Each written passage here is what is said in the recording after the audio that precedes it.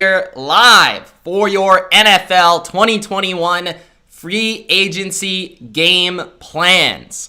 Across the NFL, each and every team in the NFL from number 1 to number 32, from the AFC East to the NFC East, we are going to cover every free agency.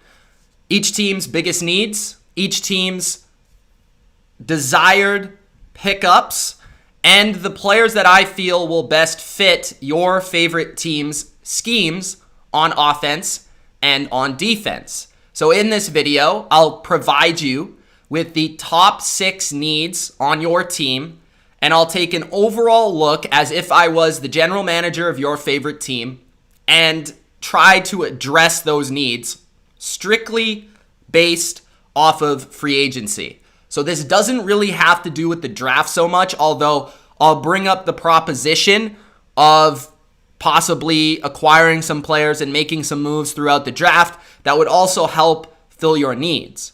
But this video is primarily to get geared up for free agency for your team and to think about and to talk about possible solutions to those team needs that your team needs to have filled this offseason in order to compete in the 2021 NFL season. So before I get into every team in the NFL, this is going to be a long video. You better kick back, grab a beverage, okay? Grab a snack. Get ready, because we are about to go through all teams in the NFL, and my knowledge of your roster is going to be tested. But I'm up for the challenge. So if you're up for the challenge, then make sure that you do spike that like button, and don't forget to subscribe to the channel for more bottom line view, NFL free agency, and live streams just like this. Guys, free agency is arguably my favorite time of the NFL calendar, and I want you to share it with me. So make sure, if you haven't already, hit that notification bell. Make sure you spike it. I want to know that all alerts are on so that when anything breaks, any big news, you can get my thoughts, you can get the info from me first, okay? And my analysis. Very important. So make sure that notification bell is on, because I know YouTube, sometimes those things can slip past you. Sometimes you're not notified when I'm live or I put out a new video. So definitely make sure that you have that notification bell on. All right, so 32 teams. Let's waste no more time. Let's get into it, and let's talk about all of these teams, guys. And I'll try to get to your comments as we go throughout if I feel it's warranted. If I feel like you have a good question regarding that team, then I'll get to the comments. And I might even have like a halftime where I take a little bit of a break and I answer some of your questions. So that's how it's going to work. But I'm going to try to flow through each and every one of these teams fairly quickly. It'll probably take a couple hours, but we're going to do it. And if you guys aren't here for the entire time, don't worry. This video will be on YouTube, as well as I'll be releasing each team individually on the channel, and just in case you miss a team and you want to check it out. So let's go with those free agency plans, all right? So how this is going to work, guys, is I am going to have 6 needs for your team. I'm going to take a look at the depth chart. I'm going to take a look at some of my rankings in terms of each position, and I'm going to tell you guys that I feel will fit your team and guys that I feel will improve your team. So for some teams that need an edge rusher, one fit may be Kyle Van Noy, but another team for an edge rusher might be a totally different type of player that they are in need of. Maybe they need a Trey Hendrickson as opposed to a Kyle Van Noy. Maybe you need a corner, but corners are different, right? Maybe you need a zone corner as opposed to a man corner. So I'll describe those things and give you kind of my details, my thoughts on that. So guys, 32 teams. Let's get to it. We are going to start, as always, in the AFC East, as we typically always do, guys. Again, make sure you have spike that like button, and let's get to the AFC East.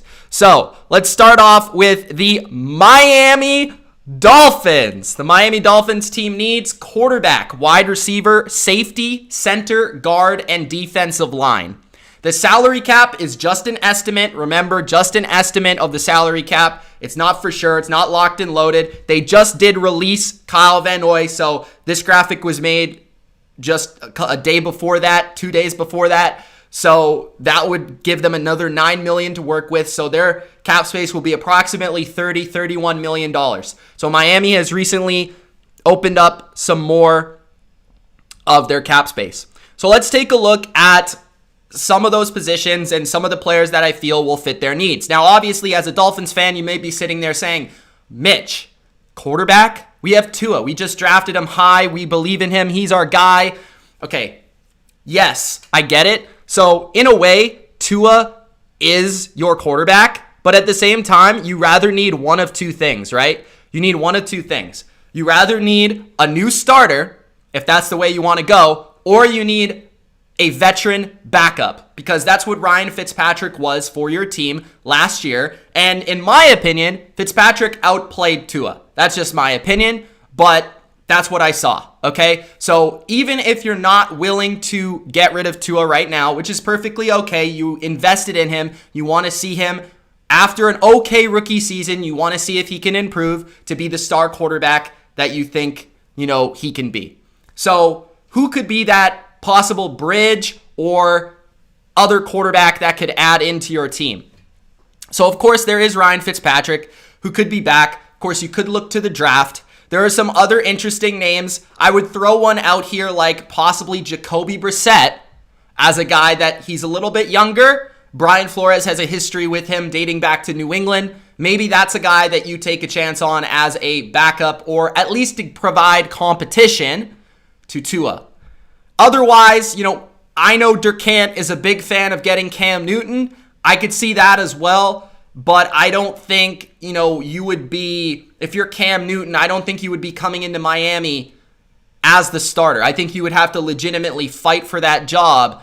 And if Tua, for whatever reason, wasn't able to hold on to that job, then maybe you get the starting chance. But it's more likely that if Cam were to sign there, it would be as a high-profile backup role and to help mentor Tua more so than actually starting. That's just my opinion, but definitely a possibility. So I would take a look at quarterback. Of course, there's the chance that they trade and they maybe make a move for Deshaun Watson. I have a video coming out about that probably tomorrow. So if you're interested in that, make sure you check that video out. But Deshaun Watson is certainly a possibility because Deshaun Watson, one of the few teams that could acquire him right now, Miami Dolphins. They have the draft picks. They have the quarterback to be able to give them back in Tua, who's still young, who has plenty of potential. And, of course, they have the Texans draft picks. The only reason Houston wouldn't do that is if they really, really don't want to trade Deshaun Watson or if they have too much pride to trade for their own picks back. So Miami actually, to me, is at like the top of the list to acquire Deshaun Watson because they're one of the few teams that it actually makes sense to do so. Now, in taking a look at the other needs, wide receiver, safety, center, all those. Wide receiver, you have Devontae Parker, okay, who's a pretty good, I'd say a low-end wide receiver one, but he's provided and shown that he can be a wide receiver one in this league, and he can be the primary target. But he's not the type of guy that really Tua is going to get along with in terms of the skill sets, right? He's not a slot receiver. He's not a middle-of-the-field target. He's more of a outside-the-numbers, down-the-field target. So what Miami needs to do, I believe, is find a wide receiver that can work in between the numbers and a wide receiver that can work within the slot and get open in the middle of the field. So when I look at those type of guys at the wide receiver position, of course, there's Chris Godwin who stands out first. And Chris Godwin already being in Florida, that would be a pretty easy transition for him given that he was provided a nice contract. It does feel like he's going to get the franchise tag, but that's certainly a possibility. Allen Robinson is probably the guy on the market that is going to leave most likely his former team, which is Chicago. Allen Robinson can do a little bit of everything, but I don't really feel like that would be a pristine fit. Like, I don't feel like that's a perfect fit there in Miami. Will Fuller, if you'd like to add some speed. Juju Smith-Schuster actually makes a lot of sense. I could just see Juju in Miami. He's, of course, a slot receiver. He's pretty physical. He's tough inside. He adds a little bit of an element of having that grit, as a blocker and all that sort of stuff that I feel like Flores would like. And that's a guy that stands out to me. If you want more of a hybrid type of weapon, you got Curtis Samuel. There are other guys. Danny Amendola could come back to Miami as a short-term solution there. You have receivers, but I feel like you need a very solid number 2 or maybe even another like number 1 to really get the most out of that offense. Right now, Mike Gesicki, fine tight end, but nothing special. Running backs aren't anything special. So from a weapon department, Miami is kind of lacking. They have guys they like, but Devontae Parker's the only one that's really like promising. Preston Williams has shown some flashes, but like I feel they need to go out there and sign a very solid number 2. And to me, actually, Juju would make a lot of sense. That's the guy that stands out to me. Then you look at the safety position, and safety is one that you're trying to find hybrid players for this scheme. You're trying to find guys that can play man, guys that can play zone. Of course, you want the deep free safety, but you want the strong safety that's a little bit of a hybrid of everything. I think they could use an upgrade at the safety spot. Weren't bad there last year, but I feel like they could definitely be better.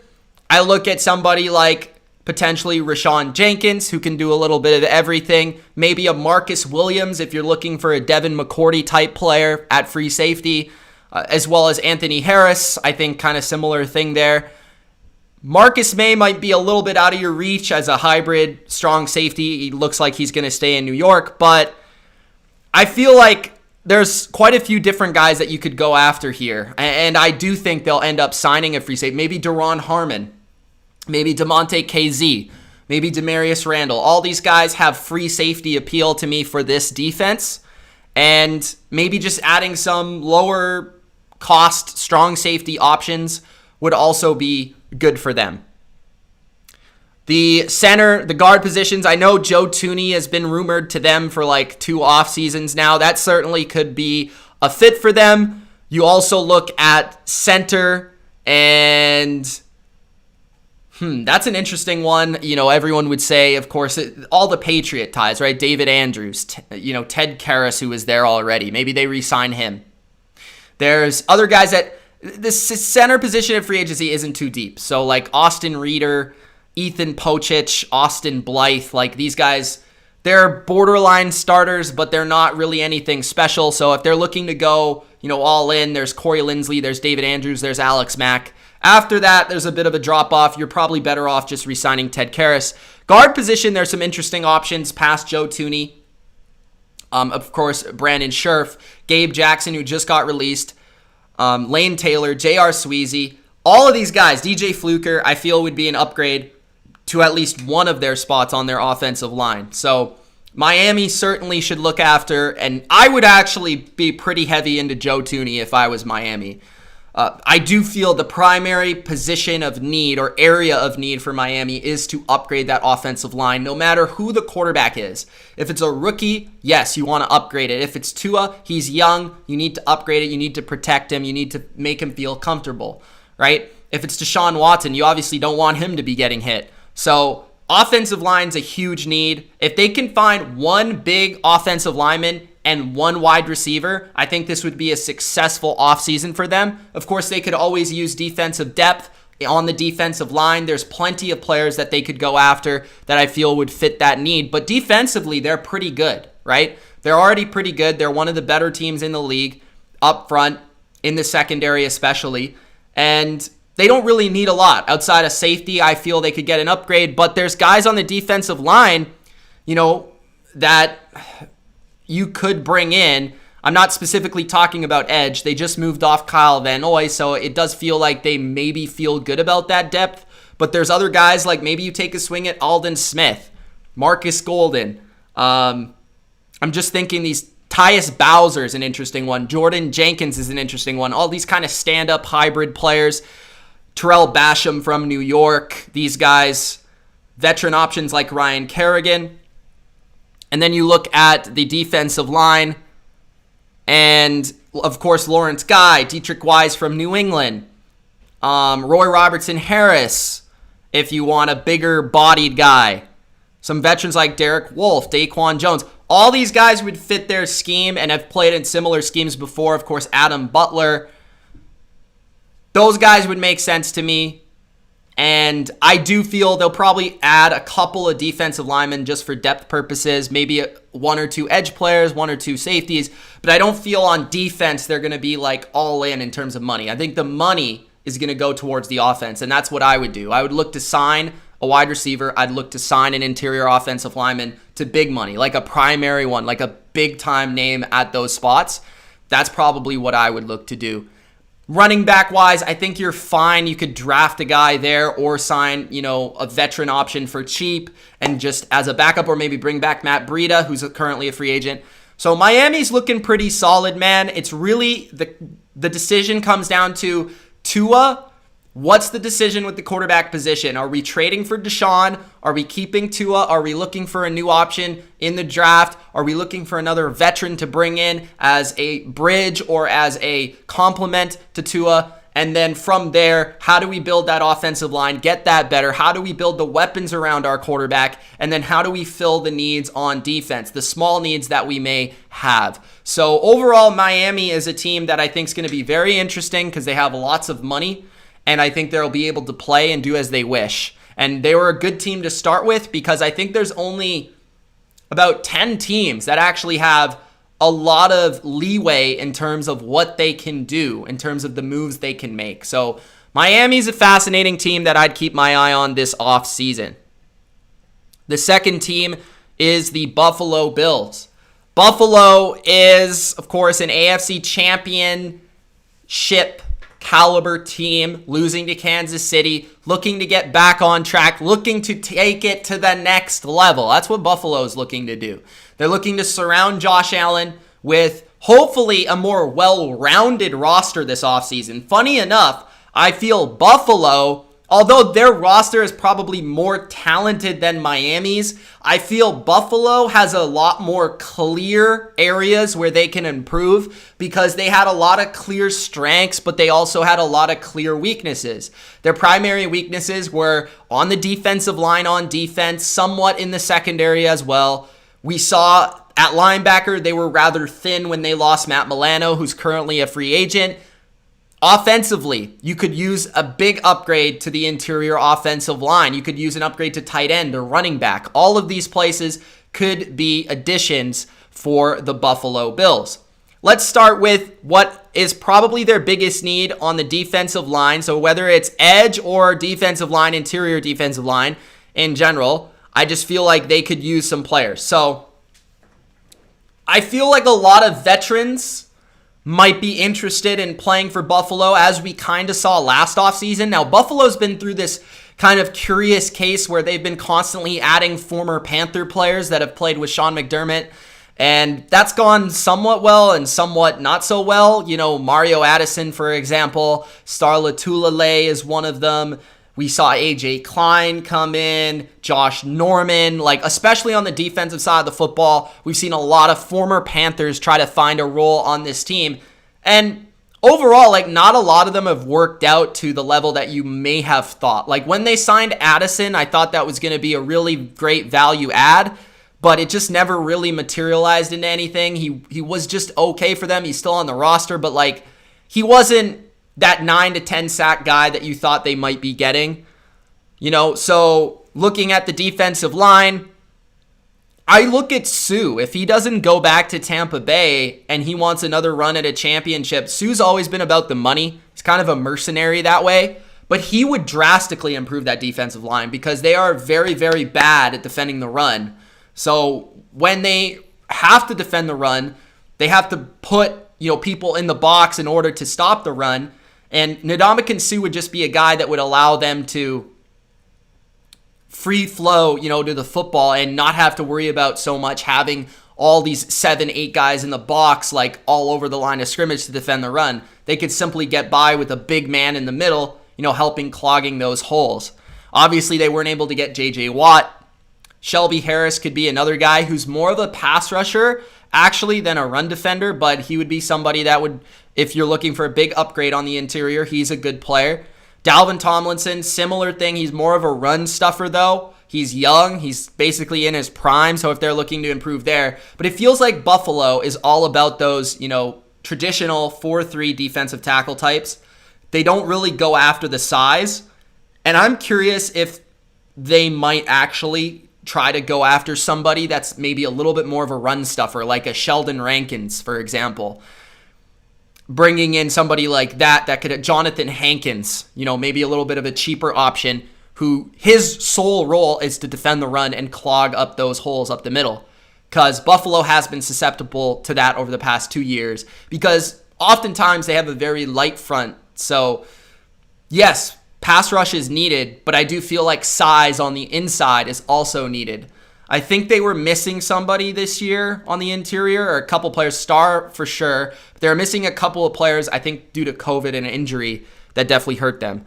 Edge-wise, I think maybe their biggest need, and there's a bunch of players that they could go after. I think Carl Lawson will be on their to-do list, right? Trey Hendrickson, Yannick Ngakoue, even maybe Jadeveon Clowney, Romeo Okwara, Justin Houston, Melvin Ingram, Olivier Vernon. Just go down this list. All of these guys would be a nice fit. Trent Murphy is a free agent.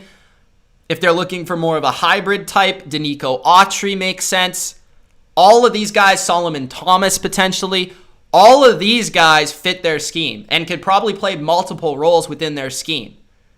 Right? Solomon Thomas could play inside or outside. Maybe he could shine better in this scheme.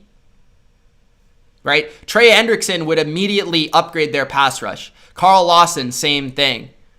I would hope that Buffalo goes after one of these top pass rushers, because that's really what they need. If they want to beat the Chiefs, they need to be able to get one guy that can just get after it.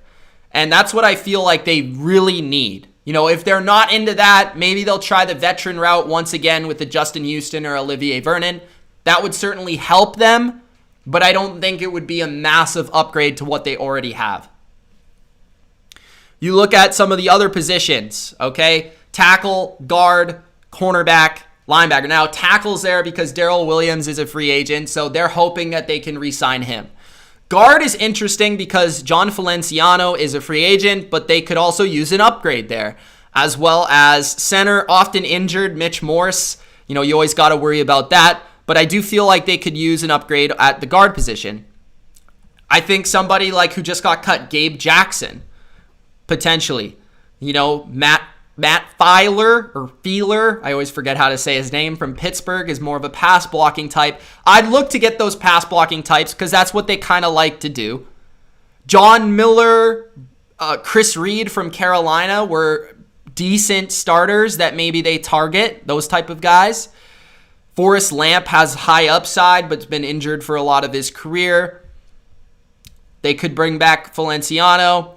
It depends. It's going to be interesting to see what Buffalo wants to do. Do they want to get more offensive linemen who are better at run blocking, or do they just want to play towards their strength of, protecting Josh Allen? But I do think that is a huge thing. They need to start to protect Josh Allen in the interior, not just on the tackles, because Josh Allen can run away from people. Tackles aren't really the issue.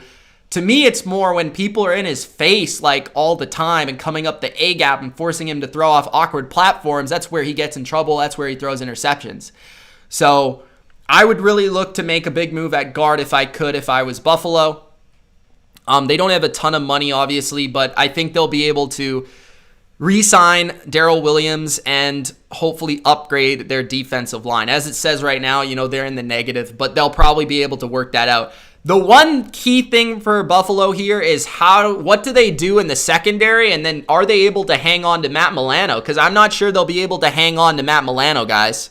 Like, Matt Milano is one of my favorite linebackers in the NFL. He's one of the best coverage linebackers in the NFL.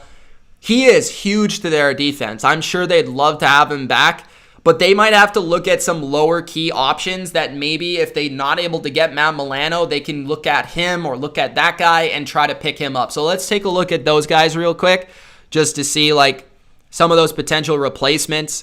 You could look at some veterans like Malcolm Smith, who played a lot last year for Cleveland, Eric Wilson of Minnesota.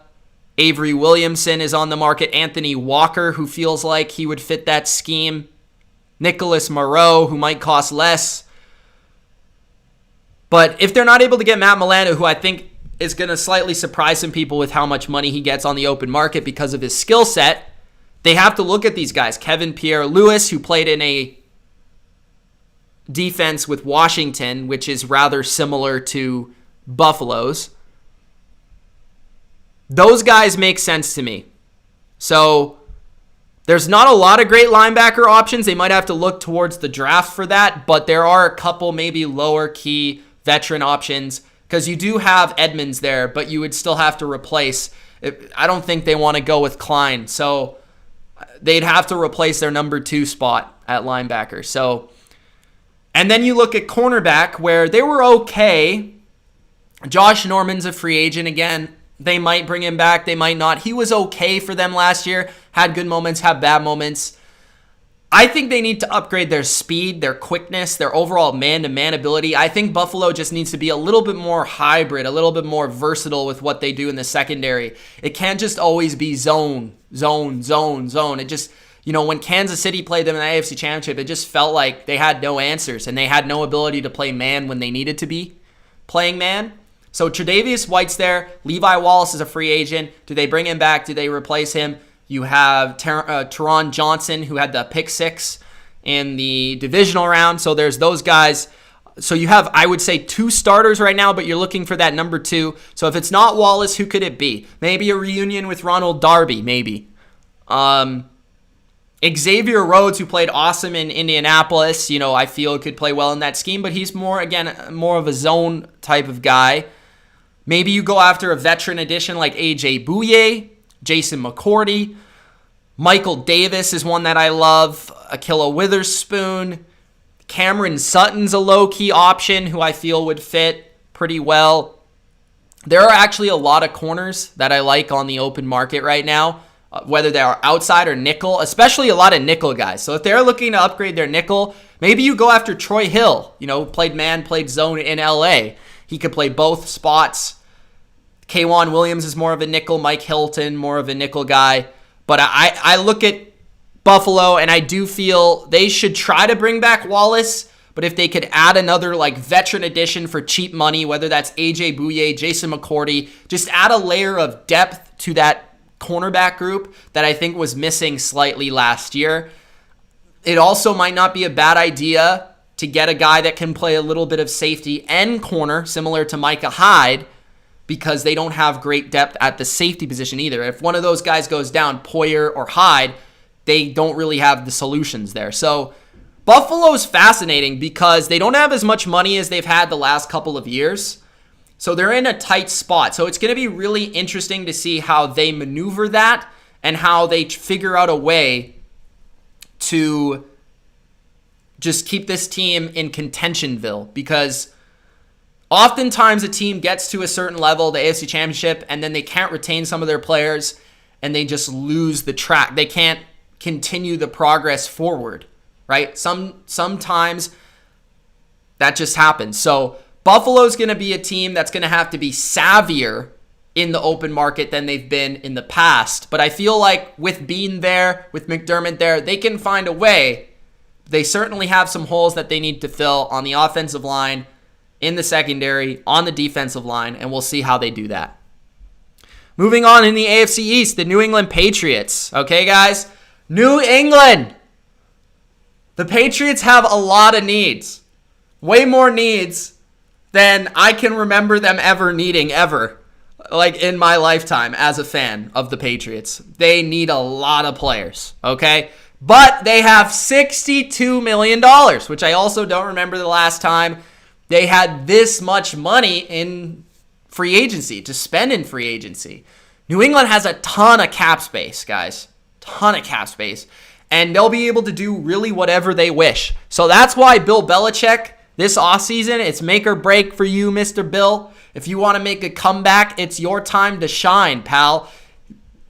Come on, genius. Come on, man. Let's go. Put it together. So we look at quarterback first for New England. Who's the quarterback going to be? Is it going to be Cam Newton? Are you going to reunite with Cam Newton? Are you going to draft somebody? Are you going to bring in Cam and a rookie? Are you going to try to strike big? Try to make an offer for Deshaun. I don't see that really happening. I don't think they have the supplies. I don't think they actually have the draft picks to do so, but They certainly have the money to do so. Would they go after a Dak Prescott potentially? I've been floating out that idea as I think if Dallas somehow that falls apart, New England could be one of the few teams that could pounce on that situation given their need at the position and given how much money they have to be able to make that move. So Dak could be maybe a sneaky, contender for Dak is the Patriots. But it really feels like I don't think they're going to go after like a Marcus Mariota, a Ryan Fitzpatrick, and Andy Dalton. I'm not buying into those things. I think it's Cam, or it's a rookie, or it's somebody we're not talking about. Maybe it's a Derek Carr. Maybe it's a trade for somebody. Maybe it's Gardner Minshew. I don't know, but I feel like it's rather Cam, or Cam and a rookie, or maybe it's a combination of veterans, but I think New England is really interesting at quarterback because I really don't know where they're going to go. But I think what we do know is that they're going to need wide receivers and tight ends no matter who the quarterback is. And when I look at New England, I think there's one guy that stands out above the rest for a guy that I think would be a perfect fit for them, and that's Chris Godwin. I think Chris Godwin would be an absolutely perfect fit for New England. I don't think he's leaving Tampa. I think they'll probably franchise him. But if for whatever reason he's on the open market, I think New England should take a real strong stance on that and pay him whatever it is to come there because he could be a number one wide receiver for them, in a similar way that Edelman has been for the last 10 years. I think he could provide a player that could play on the outside or the inside. He can beat you with strength or he can beat you with quickness, route running ability, has very strong hands, has great toughness. Of course, he's young. I think he has the personality that suits New England and the Patriots and the Patriot way. Of course, has played with Tom Brady, so there's some familiarity there in terms of some concepts and some offensive stuff, and you can at least see how Brady used him to put him into your offense. So I feel like the number one guy would be Chris Godwin. That would be their guy, in my opinion. Now, there could be other guys that they're looking at. I feel like Curtis Samuel would be one that I would be very interested in because I feel like Curtis Samuel is a hybrid weapon that they could put kind of everywhere, whether that's running back, wide receiver, slot, outside. He's the speed that they desperately are lacking as well as playmaking ability. I don't think they would go after Will Fuller, although I think his speed would be welcomed in New England. I could see them potentially targeting some of these lower tier guys, taking a chance on a D.D. Westbrook or a Keelan Cole out of Jacksonville.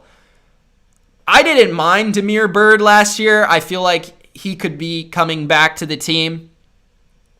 I would not want Corey Davis because I just feel like Corey Davis, they're going to have to pay him number one money, and I just don't know if he's going to be able to fulfill that. I really don't think he's going to be able to fulfill that. Obviously, Antonio Brown is off the table for them. If somehow Kenny Golladay became available, I think they'd be interested in him. But I could see New England making multiple moves at wide receiver, multiple moves at tight end, and just throwing as many darts as humanly possible at this spot. Brashad Perryman is somebody that maybe they look at. He has speed, he has size, he's a good outside option, has a lot of potential still, I think. And he's shown flashes, and he showed flashes versus them, so he could be interesting there. Tight end position. Hunter Henry is a guy that Bill Belichick absolutely loves. I mean, Hunter Henry, Belichick raves about this guy. He's dreaming about Hunter Henry and his offense. So Hunter Henry, I think New England will be involved in those conversations. I think they should be involved in the Jonnu Smith conversation. If there's one tight end I want on New England, it is Jonnu Smith. Mark it down. Jonnu Smith to the Patriots. I want that to happen. He has great athleticism, can block, has good versatility. Athleticism is something they really need. And I feel like with Josh McDaniels calling his plays, I think he could really, really succeed in this offense. So Jonnu Smith would be the guy that I'd go after, actually over Hunter Henry for New England, but I think they'll be involved in both of those. Jared Cook's a free agent. Kyle Rudolph is a free agent. Those guys could be potential adds onto what they already have from those second and third round picks that they took last year with Ossie and Dalton Keene. If they just want to add kind of like a bridge option or a veteran option, the way that they did that in 2010 with Algie Crumpler, with Gronk and Hernandez, if they want to add like a Jared Cook or a Jordan Reed or a Tyler Eifert, those type of guys, they could certainly do that. I just really want them to get at least one upper echelon receiver or tight end. Like, just give me one. Like, at least one, if not two. I think two is preferred. Maybe there's a guy out there in a trade. I feel like they could trade for a receiver that we're not talking about. Right? Maybe that's Odell, but maybe that's somebody we're not even talking about. There's trade solutions out there that I think are going to be wide open this year for New England to target that wide receiver market that they really need to upgrade. Like, if Belichick doesn't see it now, he's never going to see it. So the defensive line, of course, they need defensive line. They need edge.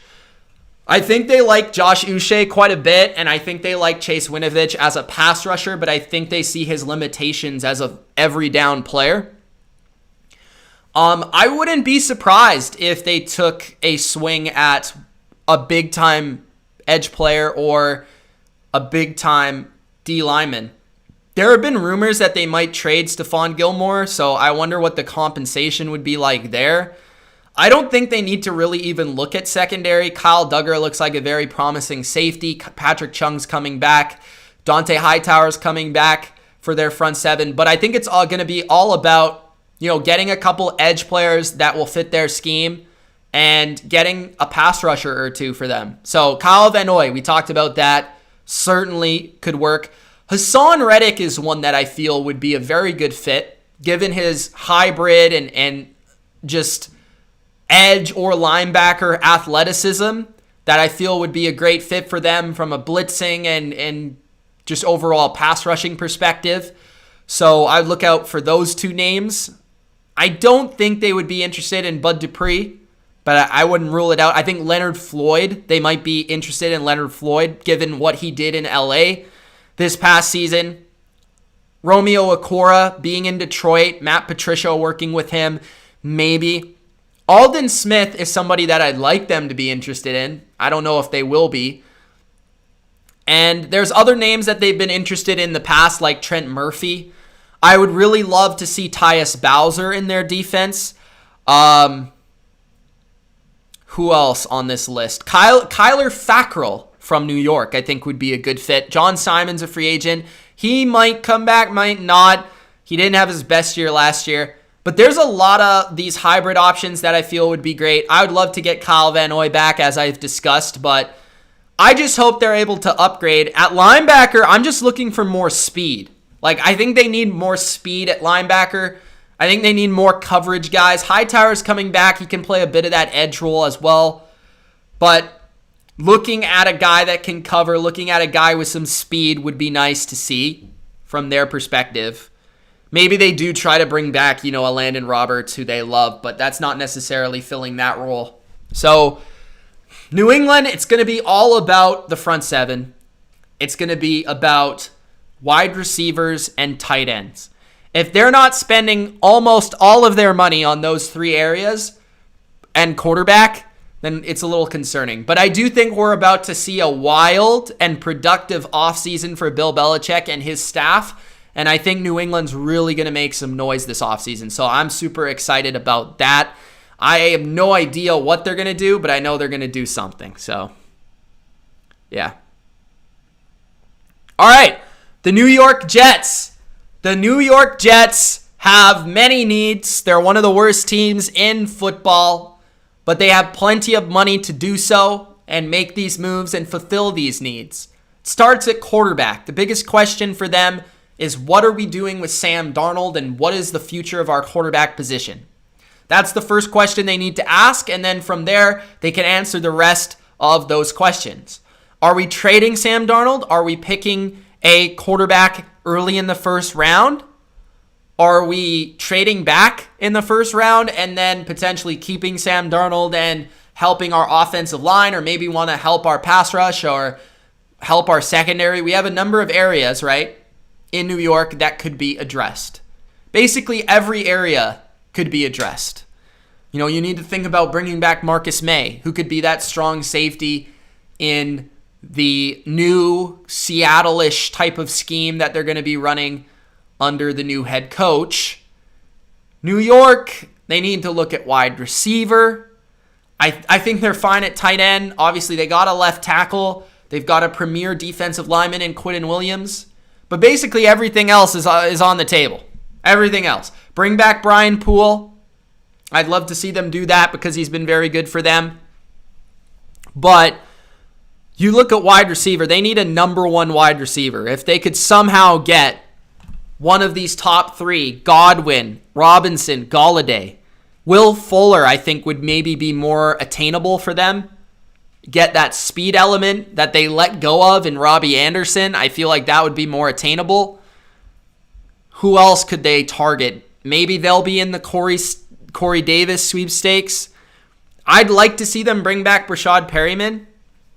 I think he was hurt last year and he didn't really get a full chance crack at it, but they certainly need a number one wide receiver. They don't have that right now. They have some guys that are all right. Like I like Jamison Crowder as a slot receiver, but they need a number one wide receiver. And then probably a number three wide receiver. If you're saying Jamison Crowder's your number two, okay, fair enough. You need a number one. Whether that's through the draft or through free agency or through a trade, you need to find one. So that's after quarterback, let's find that wide receiver. You've got your left tackle, okay? So I'd look at wide receiver. I think right tackle and offensive line is also something that you need to look at, a concern. Maybe you go all in, right? Maybe you go for a Taylor Moton, who's a young right tackle, to fulfill the other side of the offensive line. Maybe you try to go after Trent Williams. Maybe. I don't know. He's played left tackle, but I don't know. Darrell Williams at right tackle. Maybe. Right? Illuminor was really solid for New England last year. He could play right tackle, be a solid starter for the right tackle spot. Maybe they address right tackle in the draft. I certainly could see that. Interior offensive line.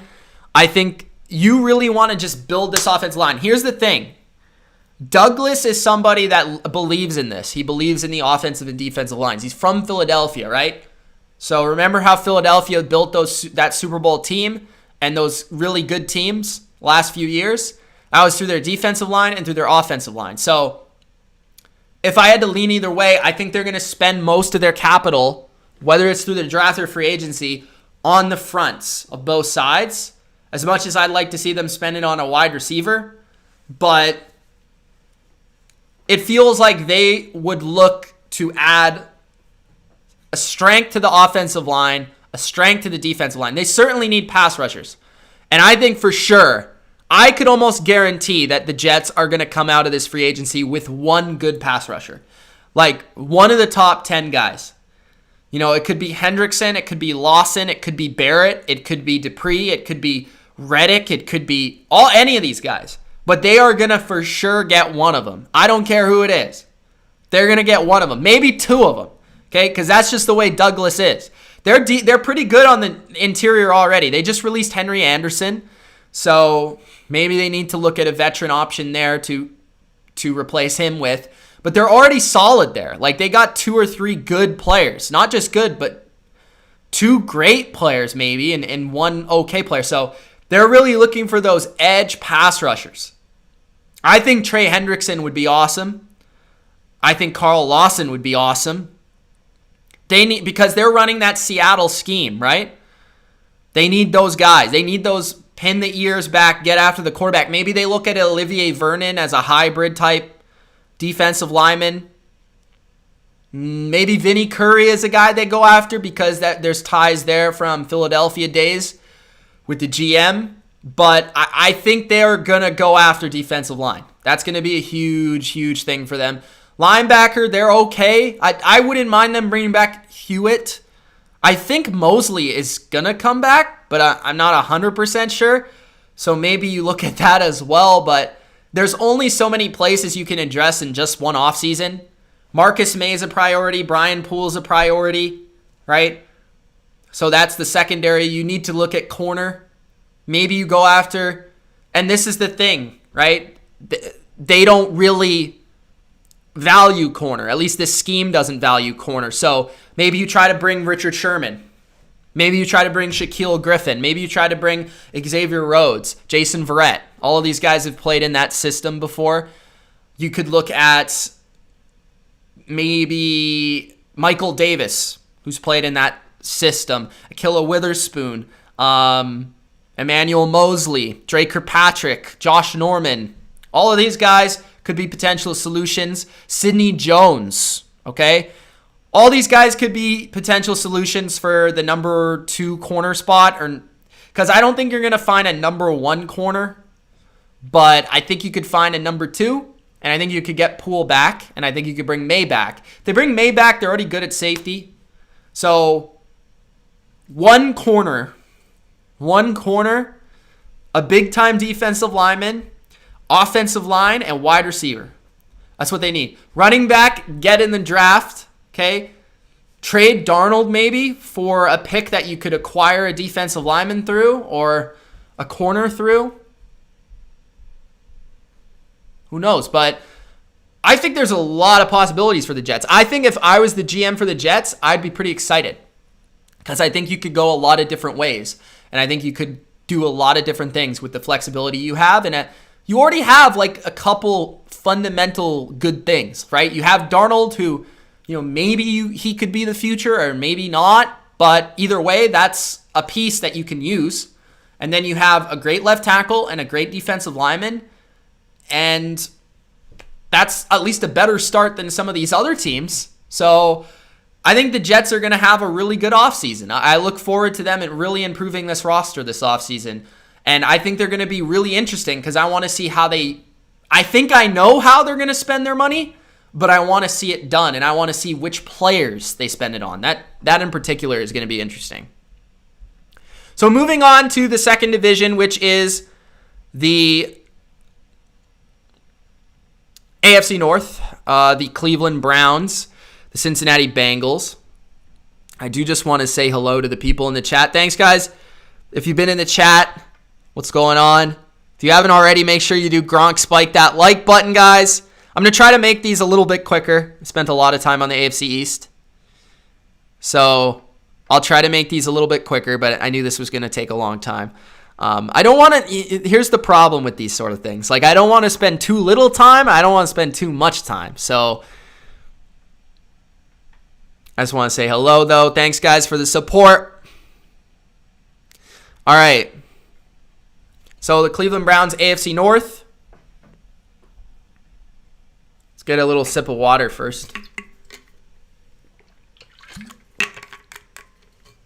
Cleveland Browns. Okay.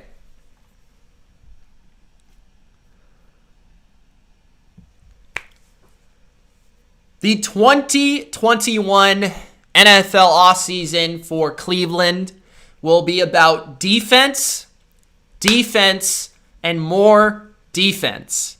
I feel the Cleveland Browns are in an absolute prime position to make this team better and to actually capitalize off of the rest of the AFC lacking in financial flexibility. Cleveland, I have this funny feeling about you, and maybe this is like a crazy hot take. If this is a good offseason by Cleveland, I think you could go to the Super Bowl this year. Maybe this is a crazy take, okay? But they are a team that are not that far away from really being special, okay? Baker Mayfield, I don't love Baker. I don't think he's elite, but I think he's good. And I think he actually improved this year and made huge strides this year. But you can see that you can at least win with him given the rest of the roster. What they need to do is really just make this defense a lot better. Like, a lot better. I'm talking defensive line, linebacker, corner, safety, everything needs to be better on defense. If they can do that, they can be a real legitimate contender. Not just a team that makes the playoffs, maybe wins a playoff game, but a legitimate contender. So we have the offensive line. That's locked and loaded. We're good there. Okay? We don't even need to worry about that. Tight end, we're good. Locked and loaded. Wide receiver, okay? We have a situation, okay? Do we trade Odell or do we keep Odell? Because if we trade Odell, I think you might have to look at other solutions at wide receiver. Rashard Higgins is a free agent, and Baker Mayfield loves that dude, so you're going to look to re-sign him because he's a nice fit to your offense. So you look to re-sign him. He's not going to cost too much, but regardless, look to re-sign him as a number 3 option. Okay, Donovan Peoples-Jones is probably your number 4. But if you lose Odell, you need a true number 1, in my opinion. Right? If you're running that Stefanski offense with the Stephon Diggs and the Adam Thielen, okay, you got your Adam Thielen, Jarvis Landry. Is Odell going to be your Stephon Diggs, or are you going to have to move him for whatever reason and try to get maybe... Okay, this is something, I'm just throwing this out there. I don't know, this might be crazy. What if you traded Odell for Stephon Gilmore? I'm just throwing that out there. Do you want a corner in your defense? Do you want to trade Odell Beckham to New England for Stephon Gilmore? Throwing it out there as a crazy trade possibility that could maybe happen, maybe not. But I think that would benefit both teams, to be honest with you. So you'd get Denzel Ward and Stephon Gilmore. I don't know. I'm crazy. I'm just saying. Okay?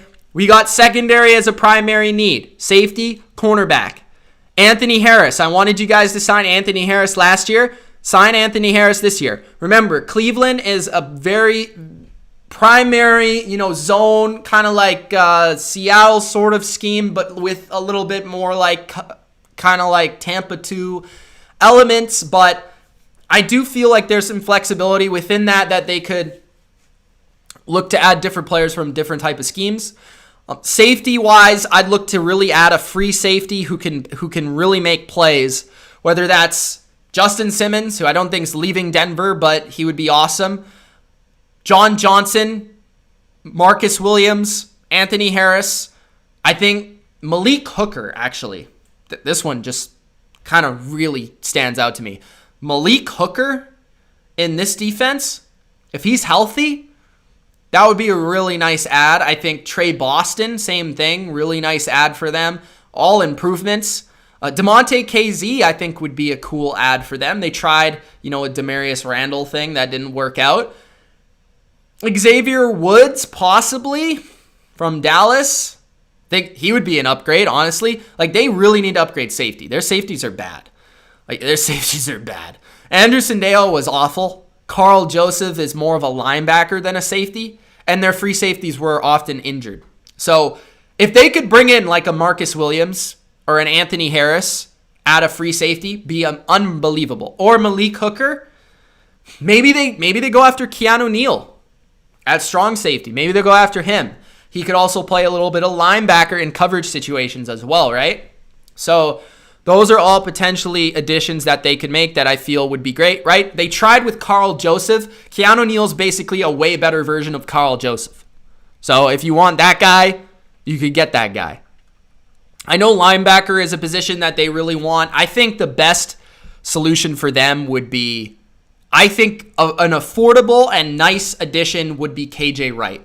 I think KJ Wright in this defense, providing some veteran leadership, experience, still played at a very high level last year.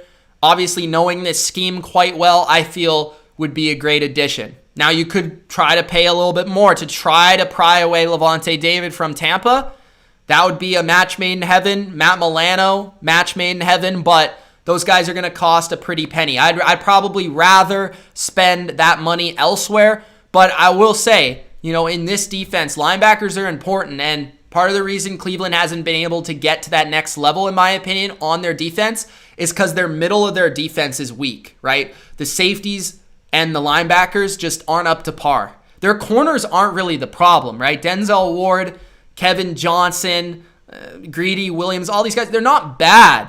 It's just like the safeties, the linebackers, the middle of the field has been a huge issue for them. So if it's through one of these free agents or if it's through a trade, I think they really seriously need to look at upgrading safety and linebacker as two of their bigger needs, and maybe floating around Odell as a potential trade chip to get somebody of an impact variety on their defense.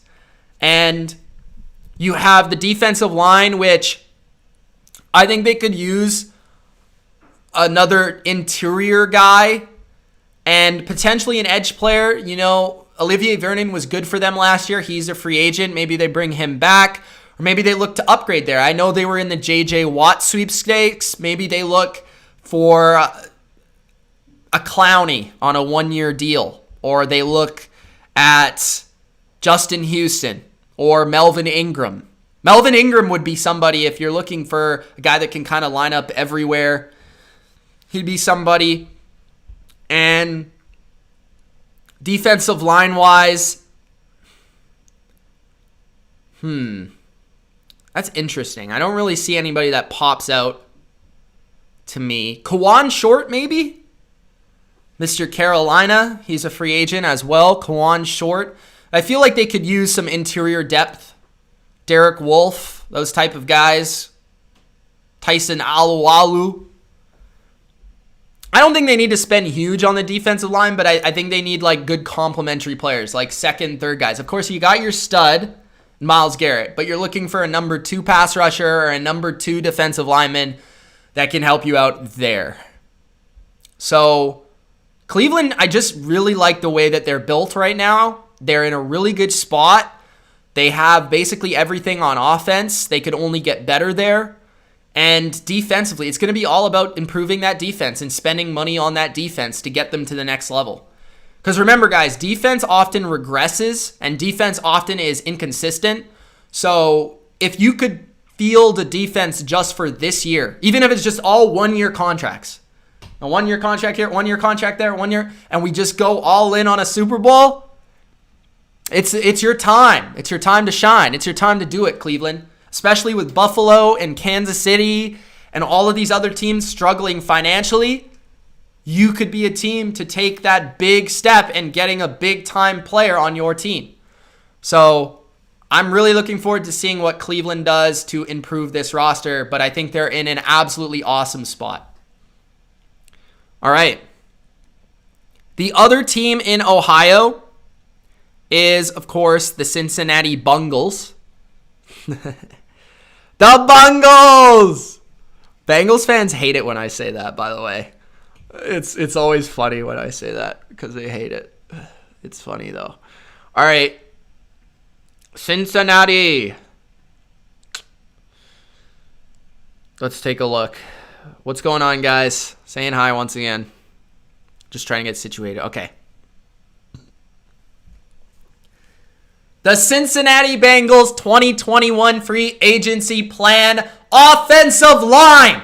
Protect Joe Burrow. Please protect the young man. Don't allow him to get hurt. Don't allow him to be the next Andrew Luck because you have something special, Cincy.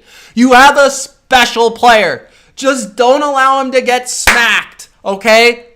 Protect Joe Burrow. Please. Protect Joe Burrow. So this is what I'm going to say. Tackle, guard, center. Tackle, guard, center. Center, guard, tackle. Whatever variety you want to go with.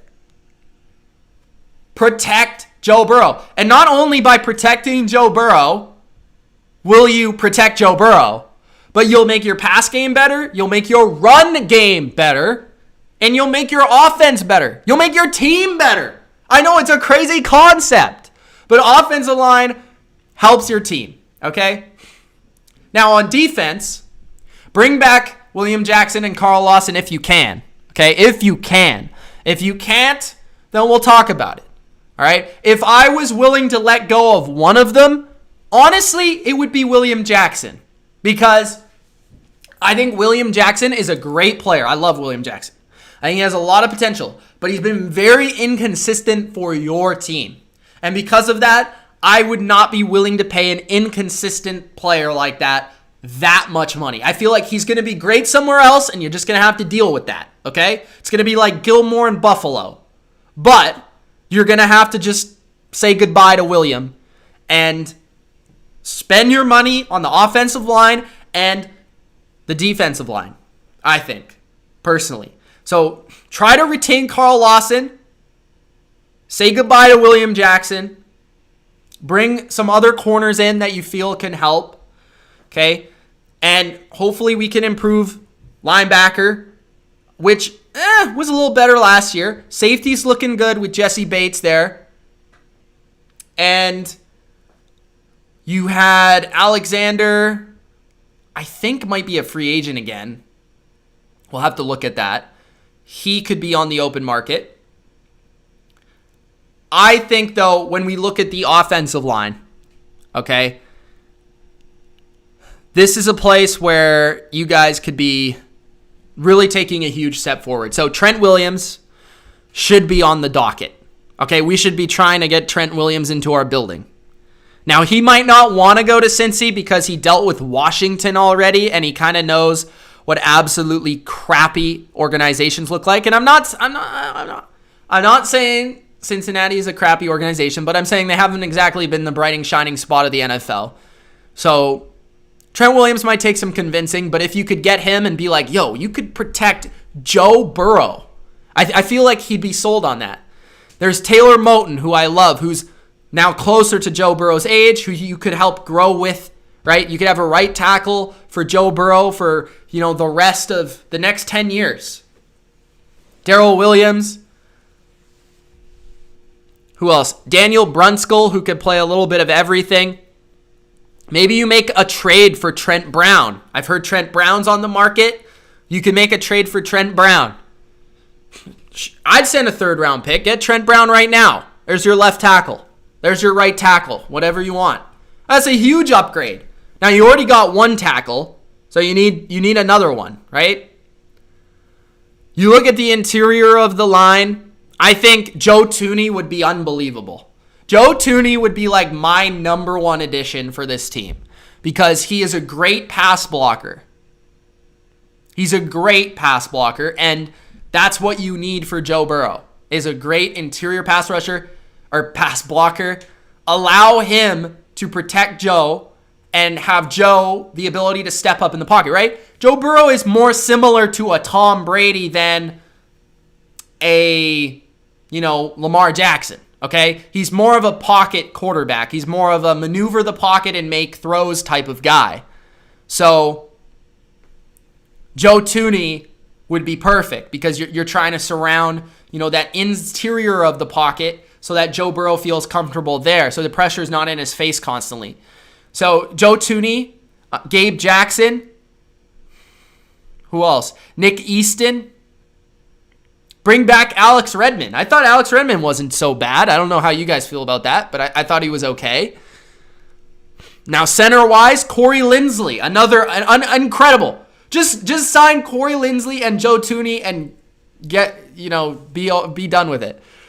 But what about Alex Mack, man? Alex Mack mentoring Joe Burrow, helping out those young players on the offensive line. I think Alex Mack would be pretty cool. Get 1 or 2 years out of him before he retires. Austin Reeder is an underrated pass blocker from Kansas City. I think he would be a good add at center.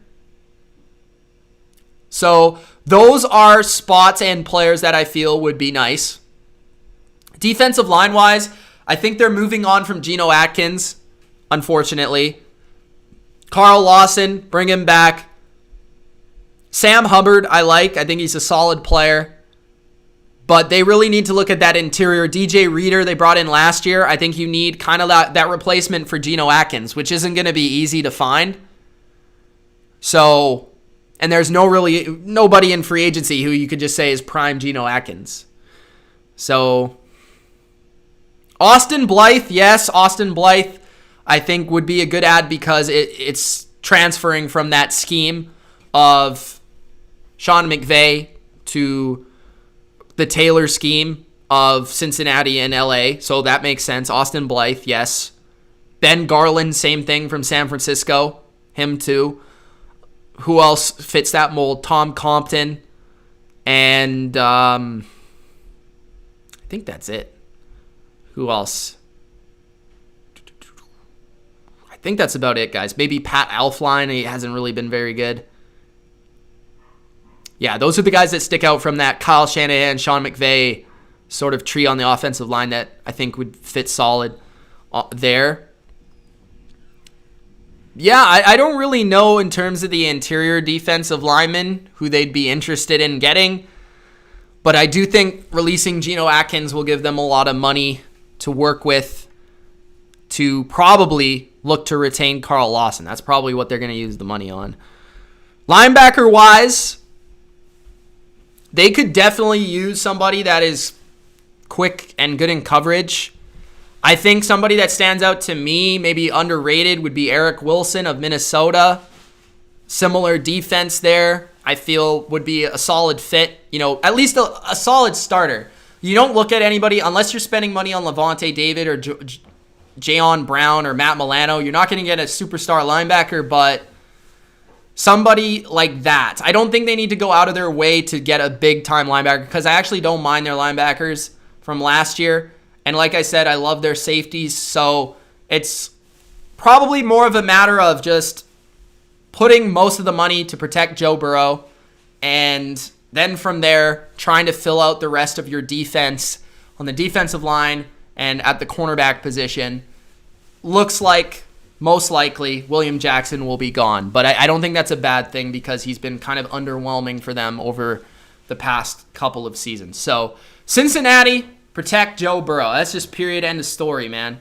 Just that is number one on the to-do list, and if they do that, they'll just be a much better team from there on out. Next team is the Pittsburgh Steelers. The Pittsburgh Steelers have a lot of needs, I feel, on the front of their defense, which is not typical of them.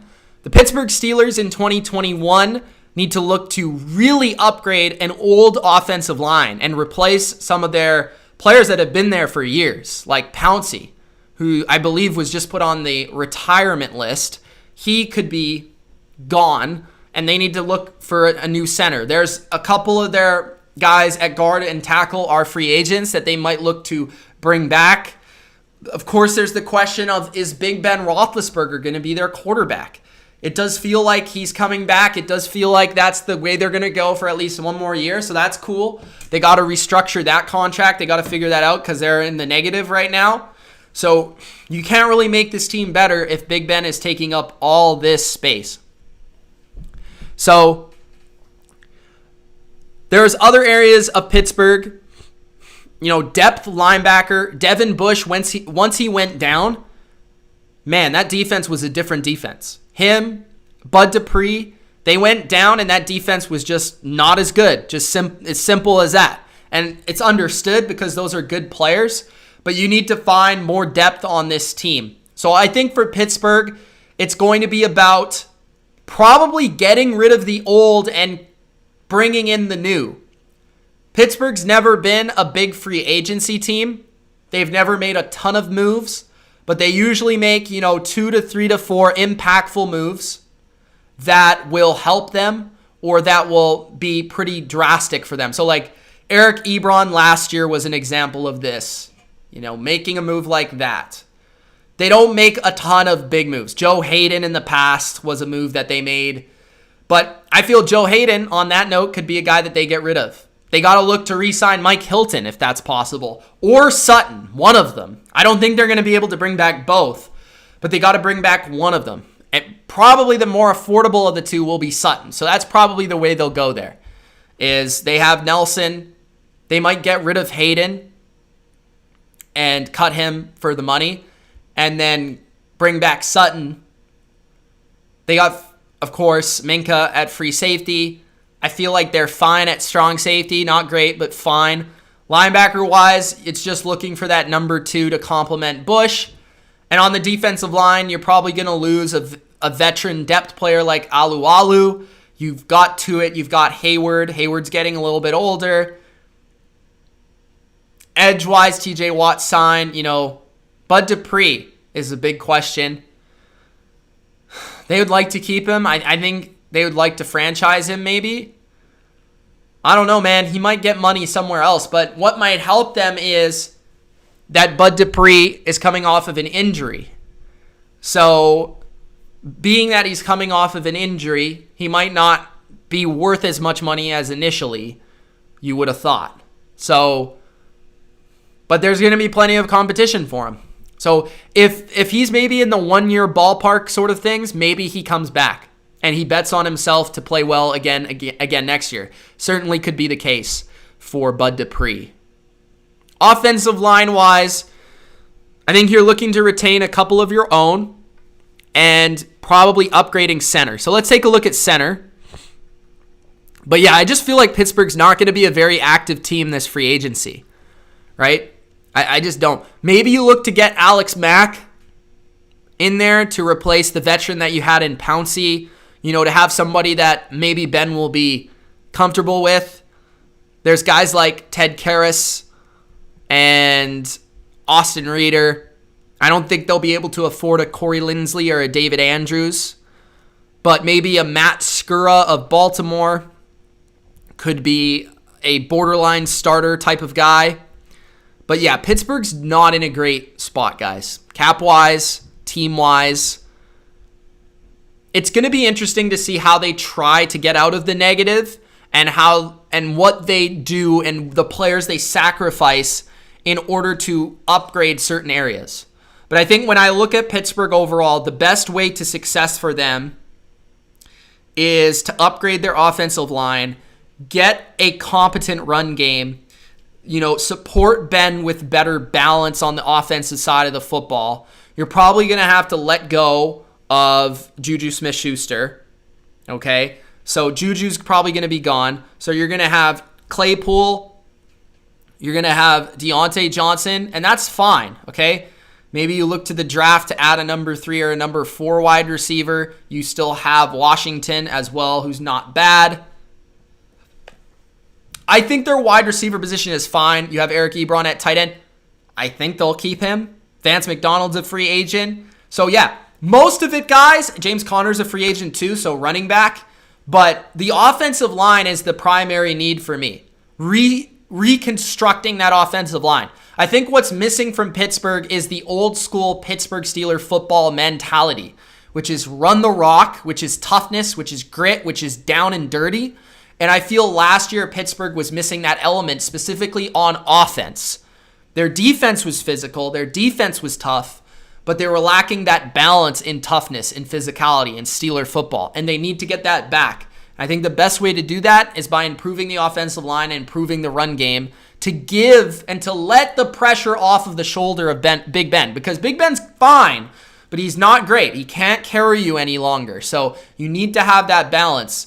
Defensively, you guys should still be fine even if you lose a couple of pieces. Should still be in the top 10. Maybe you're not quite as good as you used to be. But I think much of this for Pittsburgh will be done through the draft, finding young players to replace old parts of their roster.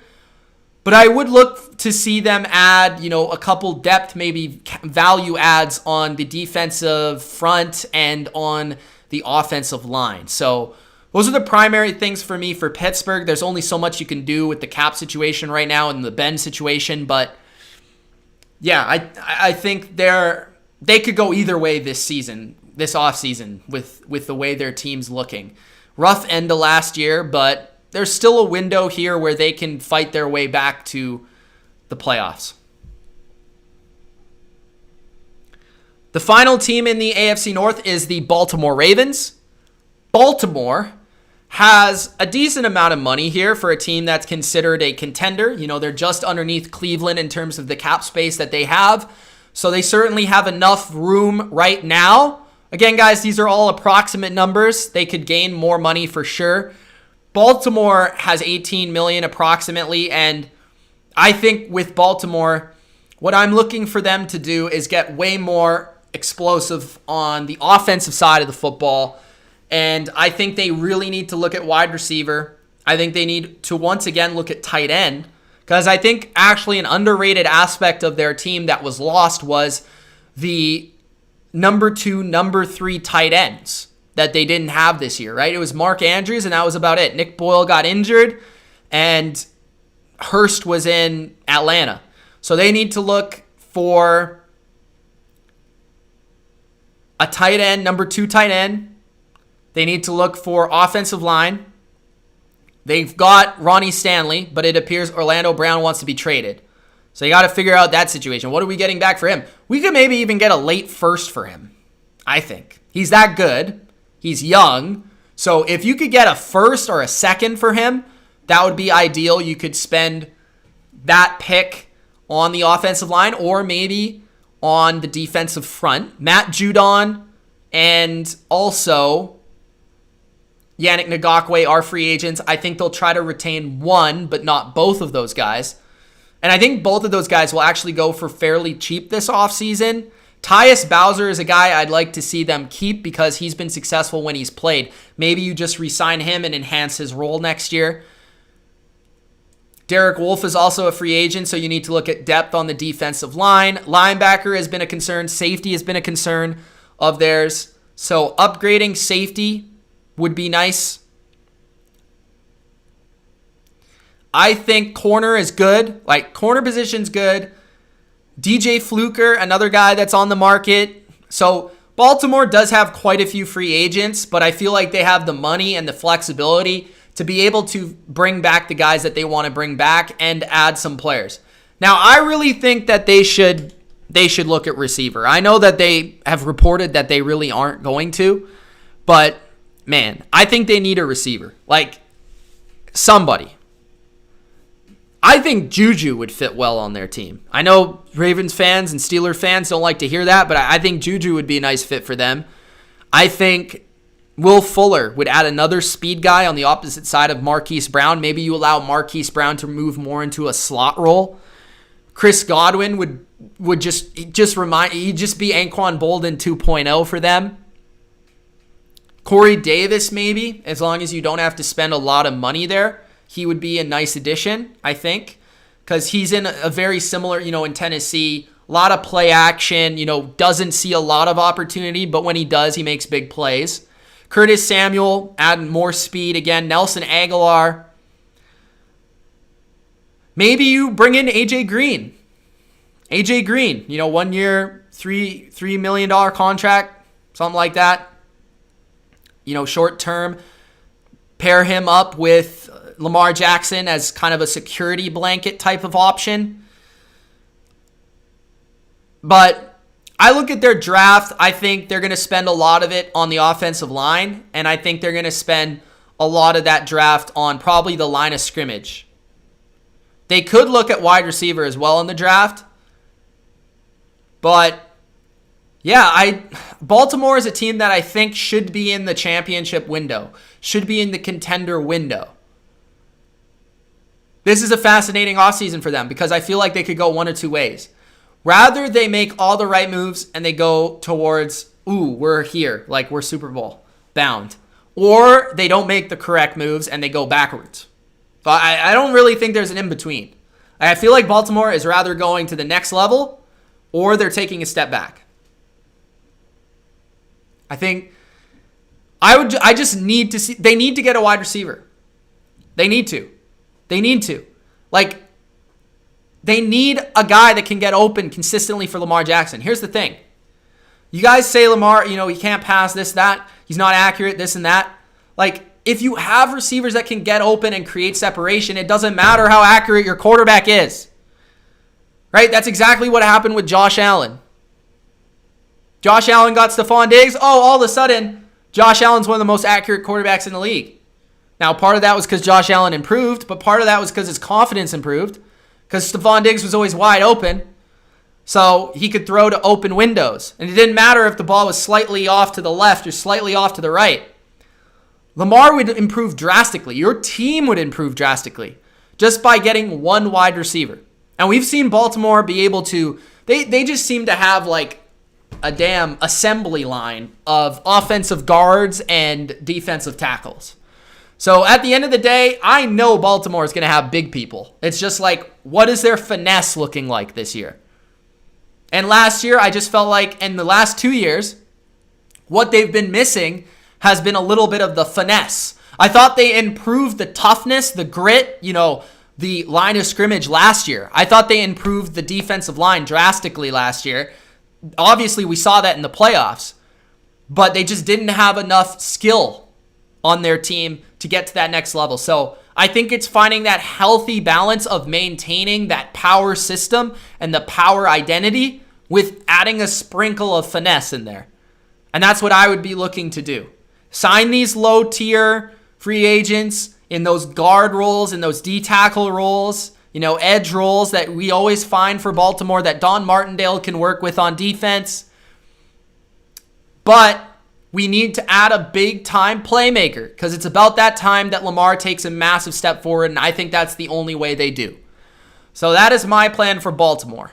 Sprinkle some finesse on the foundation of power. All right, the AFC South.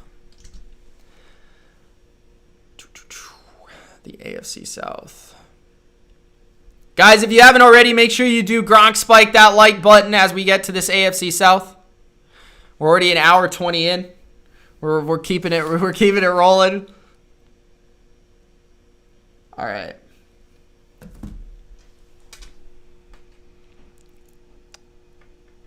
Indianapolis.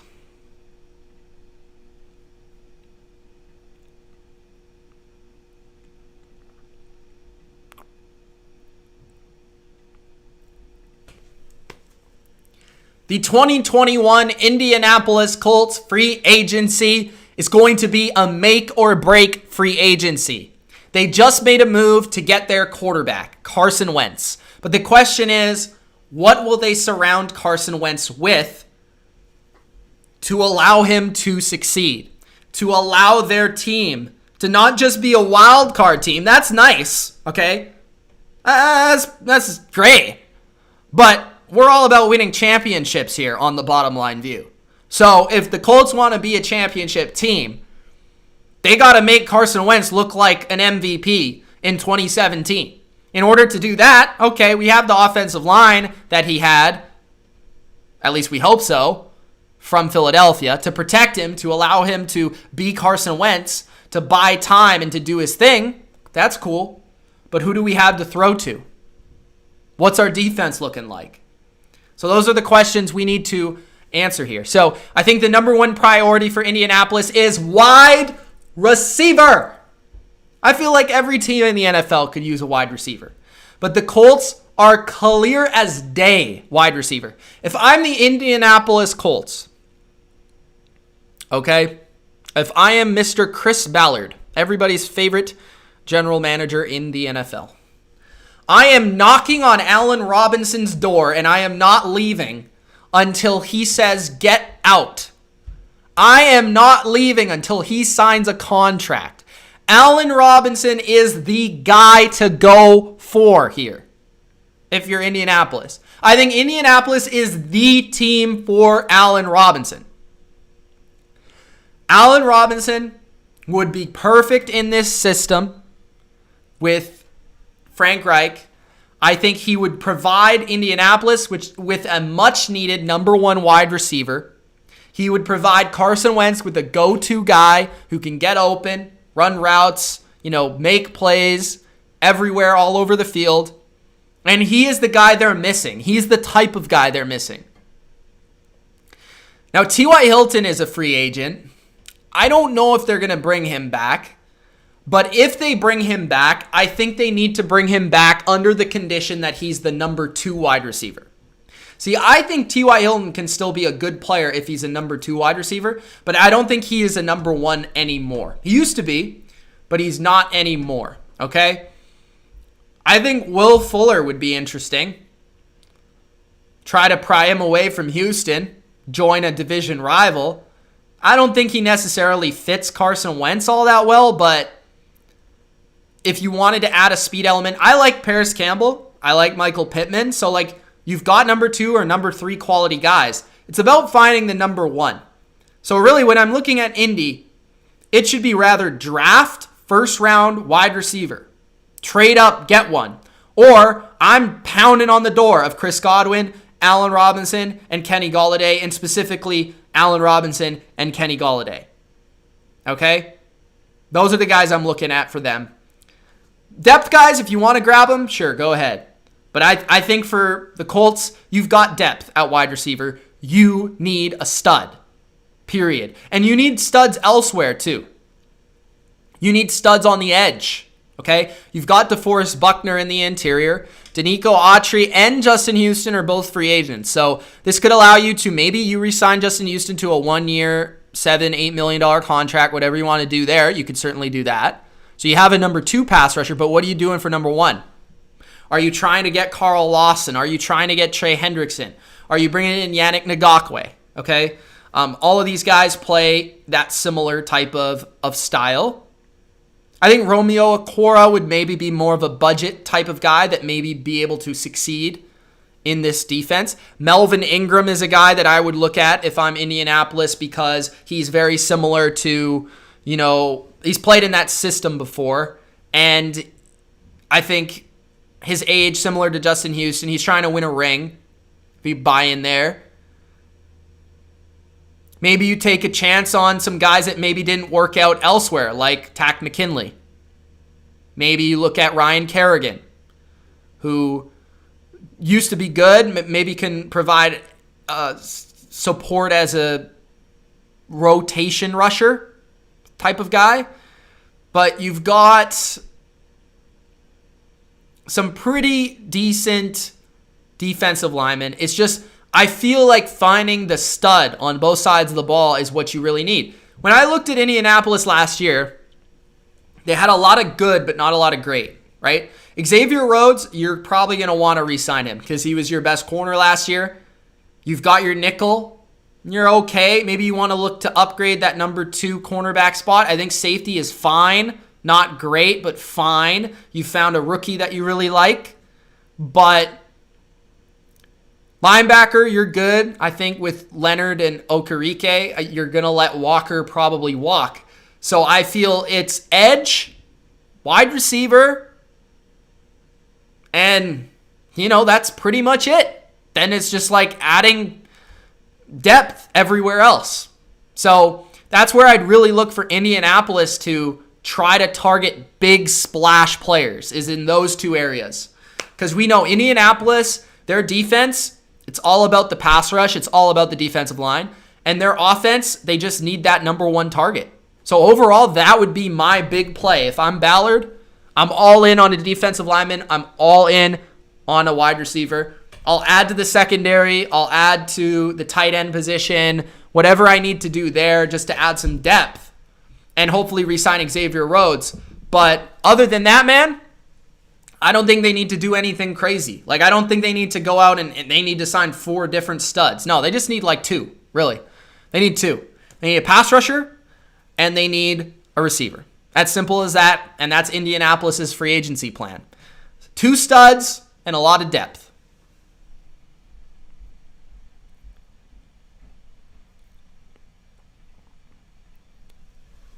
The second team in the AFC South, the Houston Texans 2021 NFL free agency plan. The Texans are an absolute shambles. The Houston Texans, I don't even know how to talk about them. Because are they going to have Deshaun Watson? Are they not going to have Deshaun Watson? Are they going to have 3 or 4 first-round picks? Because that totally changes this entire conversation. And it makes it interesting because the Texans are both bad and they don't have a lot of money. So you are not in a great spot. Now, you're not in the negative, so that's a good thing. I don't know how that would work out if they potentially trade Deshaun Watson and how much money they would have in dead money. The Texans, man, it's interesting because a position of strength that used to be a position of strength was wide receiver. All of a sudden, wide receiver is becoming bleak for the Texans. And you want to support your next quarterback or Deshaun Watson with good weapons, right? Will Fuller, he's probably going to leave. You got Brandon Cooks, okay. I think Randall Cobb, is he still on the team? I don't even know, but it's not like you can rely on him. So you have one wide receiver that you can really count on as a true starter. Maybe you like other guys. Your tight ends are nothing special. I think for Houston, they have so many holes. Defensive line, safety, corner, edge, offensive line. I think if I'm the Texans, I'm treating this as a restart. I am hitting the restart button. So what I want to do is I want to build the foundation of my roster, which is the offensive and defensive lines, so that hopefully when I find my next quarterback, they can be ready. They can be protected. They can be ready to go, right? I want the team to be ready to go for when I find that next guy. So the way I would treat it is we're finding offensive linemen, we're finding defensive linemen, we're upgrading the line of scrimmage because we were terrible versus the run last year. We were disrespectfully awful, okay? We need to be better there. We need a pass rush, and we need to protect our quarterback better. So those are two areas I would look to improve the most and spend the most money on. And then what I would do is I would probably from there, once we get the compensation for Deshaun Watson, I'd be looking to turn that compensation into wide receivers, into tight ends, into playmakers for Houston to surround their next quarterback with. That would be, in my opinion, the best overall way to go about things. So let's take a look at what they could potentially do here. So if you're looking at offensive line, I think they certainly should be looking at tackle. You have a left tackle, but you need a right tackle. Okay? So you could probably have Taylor Moton if you want to pay a lot of money. There's veteran options that I don't think you'd be interested in. One I'll throw out here is Cam Robinson. Okay? Cam Robinson, who sort of been disappointing for Jacksonville, would be the type of player that I'd be looking to sign to a 1-year deal and seeing what he has, right? Seeing if he maybe could be better on our team. Like that type of player, right? The kind of still young guys that maybe have some upside left that I can squeeze out of them. Because I know we're going to suck this year, okay? Like if I'm the GM of the Texans, I know we're going to suck. So like what players can I go from we suck to, wow, I hit this out of the park, right? That's what I'd be looking for. The Cam Robinsons, okay? Let's give you another example at guard. Nick Easton, okay? Maybe Abushi or Forrest Lamp, okay? Center-wise, maybe I'm looking at Austin Reeder or Ben Garland. Defensively, defensive line, I think Roy Robertson Harris. Depends what the defense is going to do, like the system. I don't necessarily know.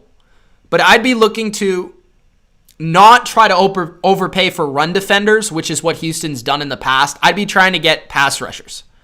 Okay? I'd be trying to get some of these lower key, maybe Larry Ogunjobi, or trying to get Morgan Fox, DJ Jones, DeMarcus Walker.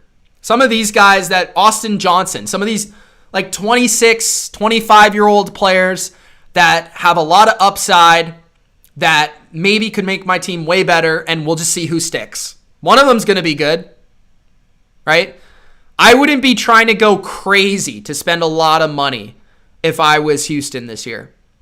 I'd be looking to rebuild the culture first and foremost. So you also need to think about players that will help your culture, right? So maybe some veterans that aren't going for a lot that will help you out, that are good guys in the locker room. Those type of guys too, I think they're necessary. Malcolm Smiths, right? Those type of players. And Jason McCourty, those type of guys. Daron Harmon, all right? Those type of guys that could come in and be a true leader and lead your locker room. Those type of guys too, I think a good mix of the potential guys with the veteran leadership type guys. Because Houston right now should be about rebuilding their culture, rebuilding this roster, and not worrying about winning right now. It's a 4 or 5 year plan at this point. And you just got to deal with that if you're a fan. And I think when you're watching each and every one of these moves, you got to understand that. So that's the perspective that I have on the Houston Texans. The Tennessee Titans. The Titans have been very close the last 2 seasons. Very competitive team the last 2 seasons. And last year, AFC Championship, Ryan Tannehill. And then this year just solidified that Ryan Tannehill really is a good player. And he's your guy. He's your quarterback. And that was really the question at this point last year. Like, do the Titans pay Tannehill? Do they go all in with this guy and try to run it back? Or is that a bad idea? And they were right. Tennessee was right so far. Ryan Tannehill has been very good for them and has been maybe not a top 10 quarterback, but around, top 15 area. So he's been a nice investment for them. Of course, Derrick Henry as well, another big investment for them. Tennessee is in an interesting spot because they've had a really good blend of offensive talent that's been underpaid, right? A.J. Brown, Jonnu Smith, Corey Davis. 2 of those guys are free agents.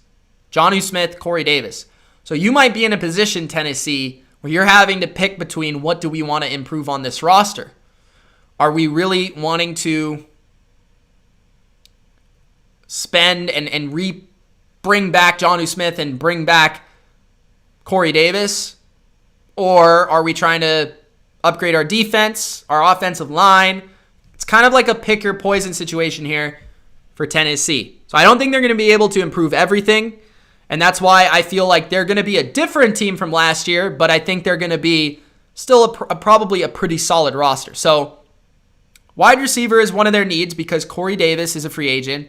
They really don't have a number 2 wide receiver. So there's A.J. Brown, and then there's nobody else. Like Khalif Raymond isn't the answer. Cameron Batson isn't the answer. If I was Tennessee, I would be looking at drafting a wide receiver. Probably I wouldn't look to spend on one in free agency.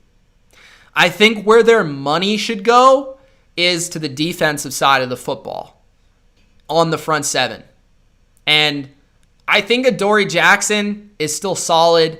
I believe they still have Malcolm Butler under contract, although that could be maybe a cut candidate. And they did draft a kid in the 2nd round last year. Can't seem to remember his name at corner, but obviously he's there. So, and they have Kevin Byard, Kenny Vaccaro at safety. Kenny Vaccaro, another guy that maybe they keep, maybe they cut. Jayon Brown's also a free agent. Okay, Jadeveon Clowney is a free agent. I don't think they'll be re-signing Jadeveon Clowney. I don't think that quite worked out for them. I don't think they're re-signing Corey Davis. I think they could re-sign Jonnu Smith. I think they should re-sign Anthony Firkser because even if Jonnu doesn't come back, I think he could be maybe even your tight end. I think he's that good where he could be a starting caliber tight end. I did mention Kyle Van Noy would be a great fit for them on the edge, but I think there's a lot of other players that I think, similar to a team like New England or a team like the Giants, I think a lot of the same fits apply. So I don't think they have enough money to go after Shaq Barrett, but I think they could be in the Hassan Reddick sweepstakes. I think they could be in the Leonard Floyd, Matt Judon, Romeo Okwara, Aldon Smith, Marcus Golden, these guys, Tyus Bowser. I think if they could sign 2 of these guys, maybe even just one, because I like Harold Landry. I think they need another guy, though. I think they need like a Hassan Reddick or one of these other guys that are similar to Harold Landry to help upgrade the other edge spot.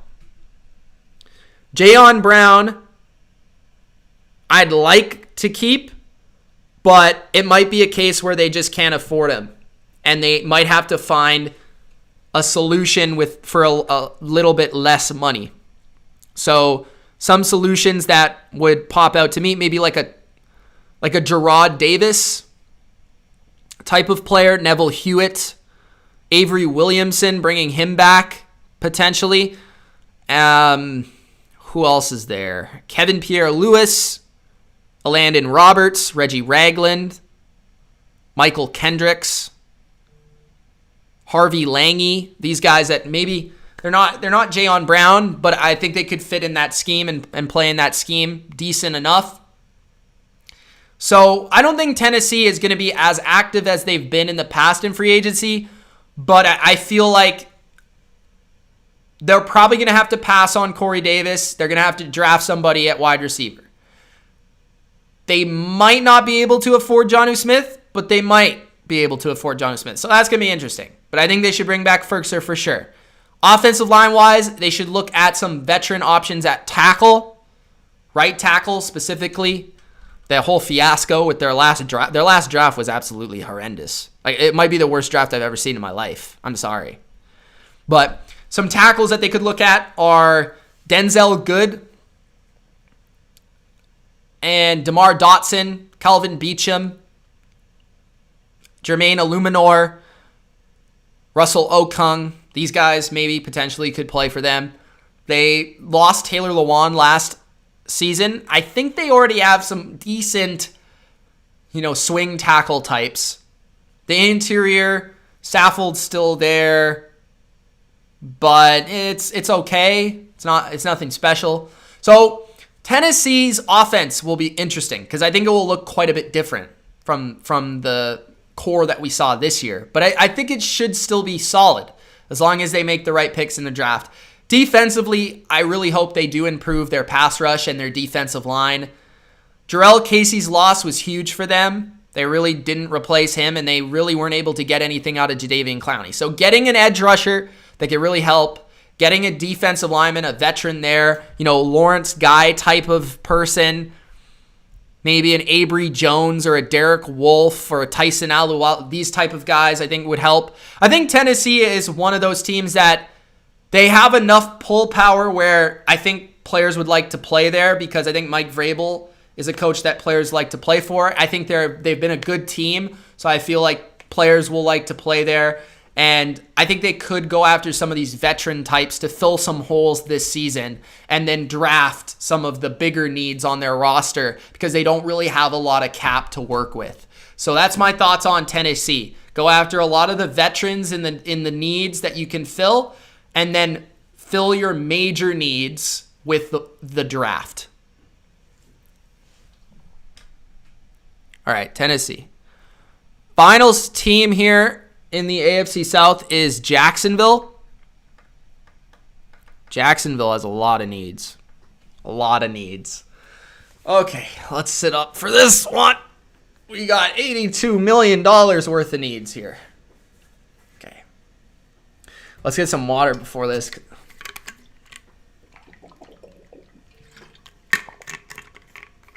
Hey guys, if you haven't already, make sure you do Gronk spike that like button, all right? Gronk spike it. Okay. We have Jacksonville. The 2021 Jacksonville Jags free agency is going to be a lot of fun. We have $80+ million to spend, and we have a new quarterback, and his name is going to be Lawrence. I'm just going to throw that out there. I don't think they make that move. I don't think the coaches come in without knowing who they're going to pick in the draft. Just going to be honest with you. Now, whether you think that's the good pick or not, I think most people side with that's a good pick. It's going to be the pick. Trust me. So they got their quarterback. Let's not even worry about that. I didn't even put it as a team need, I don't think, because I don't even see it as a team need because I know the first pick's going to be a quarterback. So let's just get past the quarterback. They've got their quarterback. Okay, now that you have your quarterback, what do you do after the quarterback? My opinion, okay, you need to try to find offense. Now, offense where? Offensive line, and I think wide receiver. Now, I actually think Jacksonville has a number one wide receiver on their roster. His name is DJ Chark. I don't think he's been used correctly all the time, but I think he's shown enough flashes that he can be a number one wide receiver. So I wouldn't be trying to go crazy in reaching to make one of these wide receivers the highest paid. But I would be looking to add some nice number twos or some high-end number twos, or maybe even trading. I think Jacksonville's a team that could do a lot of good work by trading because they have picks. They have a lot of cap space. And a lot of teams are in really bad positions with the cap. So they're one of those teams that should be calling every team and being like, is Michael Thomas on the block? Because we'd like to acquire him, Sean Payton. Cleveland, is Odell Beckham on the block? Because we would like to acquire him. So I just think Jacksonville, for the wide receiver position, should be actively shopping and looking around for high-end number 2 or even number 1 wide receivers. And then having DJ Chark with that, they already got Chenault, who they like a lot as a slot playmaker type. Keelan Cole and D.D. Westbrook are both free agents. I think Chris Connolly as well. So they're looking to add some depth. They could do that through the draft, though, like a number 4, number 5 wide receiver. I don't think that's a concern. They could do that through the draft. Maybe they bring in, a veteran type player to help mold Trevor Lawrence, help him along. Maybe a Danny Amendola, okay? Somebody like that, if that's what Amendola wants to do. But I'm just throwing that out there. Like, pay one of those veteran wide receivers that can maybe help your quarterback as a option. And on the offensive line, I would look to the tackle position, specifically left tackle, okay, to upgrade the left tackle position because it appears that they're no longer going to have, what's his name? Cam Robinson. They're no longer going to have Cam Robinson, I don't think. So do they look at tackle in the draft, or do they try to go out and sign a big name tackle? I think if I was Jacksonville, I would try to sign one of the top tackles in free agency. I would try to sign Trent Williams or Taylor Moton, probably one of those two, or because I think interior-wise they're okay. If not, they're good, right? I actually kind of like what they have there. So, especially center, and Norwell's not bad. He actually might be a cut candidate. I don't know what that salary cap situation is like, but it's not like they're worrying about that. So defense-wise, I think they need more size on defense, on the defensive line specifically. I think they have 2 edge rushers in Kayvon Chason and in Josh Allen who are good first-round players, and I think they can really do work as pass rushers. But I do think they need interior disruptors, interior players, and probably getting better at that spot. They got good linebackers. They could improve their secondary at safety and corner. So let's look at defensive line. I think you could be after Shelby Harris, Dalvin Tomlinson, Leonard Williams. I think you guys should go after Leonard Williams. Maybe you bring back Avery Jones. Poona Ford is there. Maybe you bring in him. I would be way more willing to sign, a defensive lineman out of free agency than draft one. I would probably spend my draft, obviously, on quarterback, maybe on offensive line, on receiver, those positions. And I'd look to sign these defensive line guys. Maybe you look for another edge player. You guys got lots of money. So you guys could look to upgrade there, right? And just add another layer of pass rush. That's never a bad idea. Linebacker, like I said, I think you're good, at least the top 2. Safety could certainly be a spot where they improve. Maybe you're in on Justin Simmons or Marcus May or John Johnson. All of those guys would be massive upgrades. I think would help the communication, help out a young secondary that certainly needs those type of players. And I'd also look at the safety position for guys that I feel could help my culture. I think safeties always make good leaders. And I'd throw out a guy like Daniel Sorensen or potentially Deron Harmon as not high options, but like guys that can come into my locker room and help me and maybe would be, interested in playing on a team with Trevor Lawrence. Maybe they got a bright future ahead of them. Cornerbacks, I think I'd look to sign a corner. William Jackson, definitely they could be in that space for sure. They got enough money. Jason Verrett, as long as it's not too risky of a contract. Shaquille Griffin, I think you could probably get at a bargain that I think he has lots of potential. You have CJ Anderson, but you're maybe looking for that other guy on the other side, right? So whether that's William Jackson, Jason Verrett, or Shaquille Griffin, those guys could all be had. I think maybe there's lower tier options like Michael Davis. I think you need a nickel corner. That's something that I do think you need. So I would probably look at, I'd look at K'Wan Williams, Mike Hilton. These players are more valuable than I think are given credit, and I think really drastically help your defense. So somebody like K'Wan Williams, who has primarily played in like Seattle scheme type of defense, Mike Hilton, Brian Poole, Troy Hill, Desmond King. I'd look to sign one of those top 5 options at nickel. I'd look to upgrade this, like the overall secondary, and get a big defensive lineman. So I just think Jacksonville has so many opportunities and so many different avenues to go because they have so much money, honestly. So really when I'm thinking about it now, I said get another receiver with DJ Chark, but I think you could find one in the draft, potentially, unless you can get your hands on Kenny Golladay or one of these guys. But you don't necessarily need to. I think you've got 2 of your 3 starting receivers. Tight end is a spot that you could definitely look at because you don't really have one right now. Tyler Eifert's a free agent. So maybe you're interested in Hunter Henry as the security blanket for Trevor Lawrence. There's just so many options here, really, that Jacksonville could do. But I think the primary moves that I'd be looking for Jacksonville is improved tackle, first and foremost. Defensive line, I'd look to improve the interior of the defensive line, and I'd look to add to the secondary. Those would be probably the first, second, and third things that I'd do as general manager for Jacksonville, right? Protect Trevor Lawrence, beef up the front 7 of the defense, and get some players for the future that are going to be along for the long term with CJ Henderson. So maybe that's William Jackson.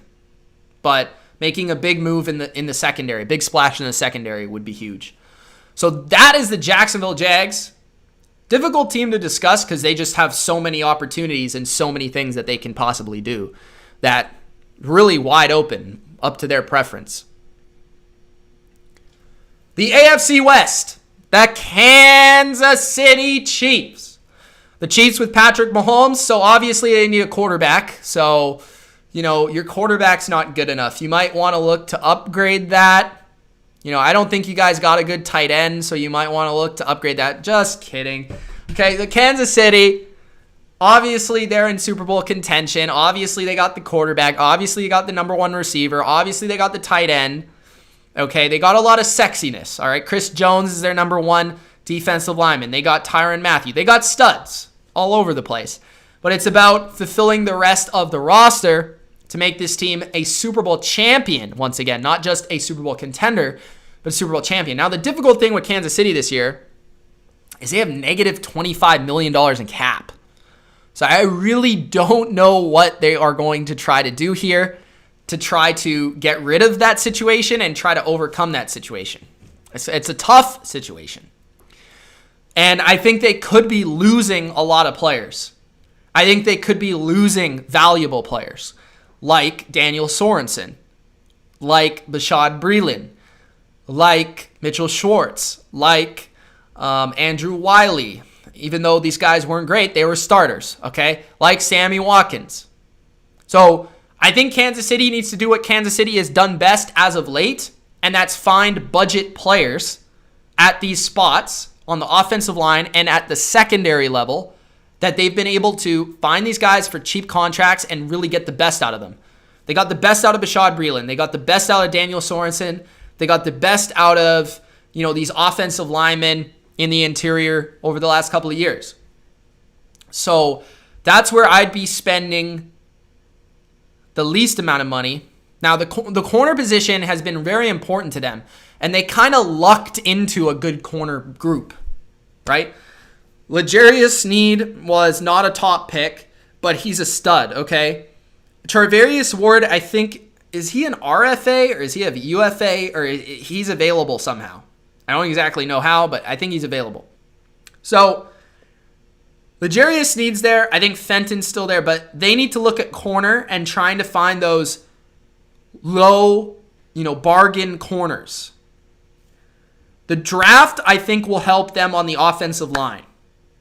I think they need to look at tackle. I think they need to look at guard. I think they need to look at center. All of those spots to improve in the draft. Defensively, I don't think they're really in a position where they can improve their linebacking core, although they would like to.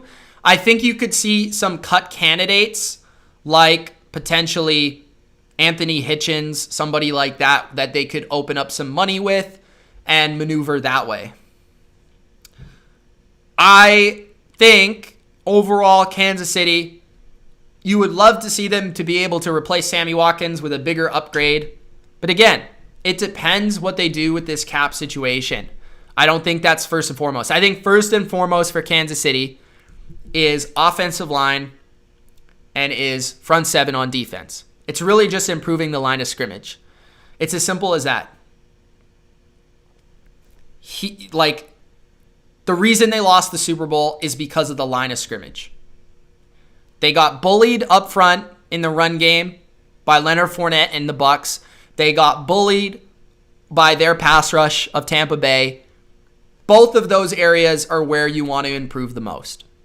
Okay? I would consider bringing back Austin Reeder, but I would look for them to add some potentially veteran low-cost free agents at guard. Maybe even tackle if they lose Mitchell Schwartz.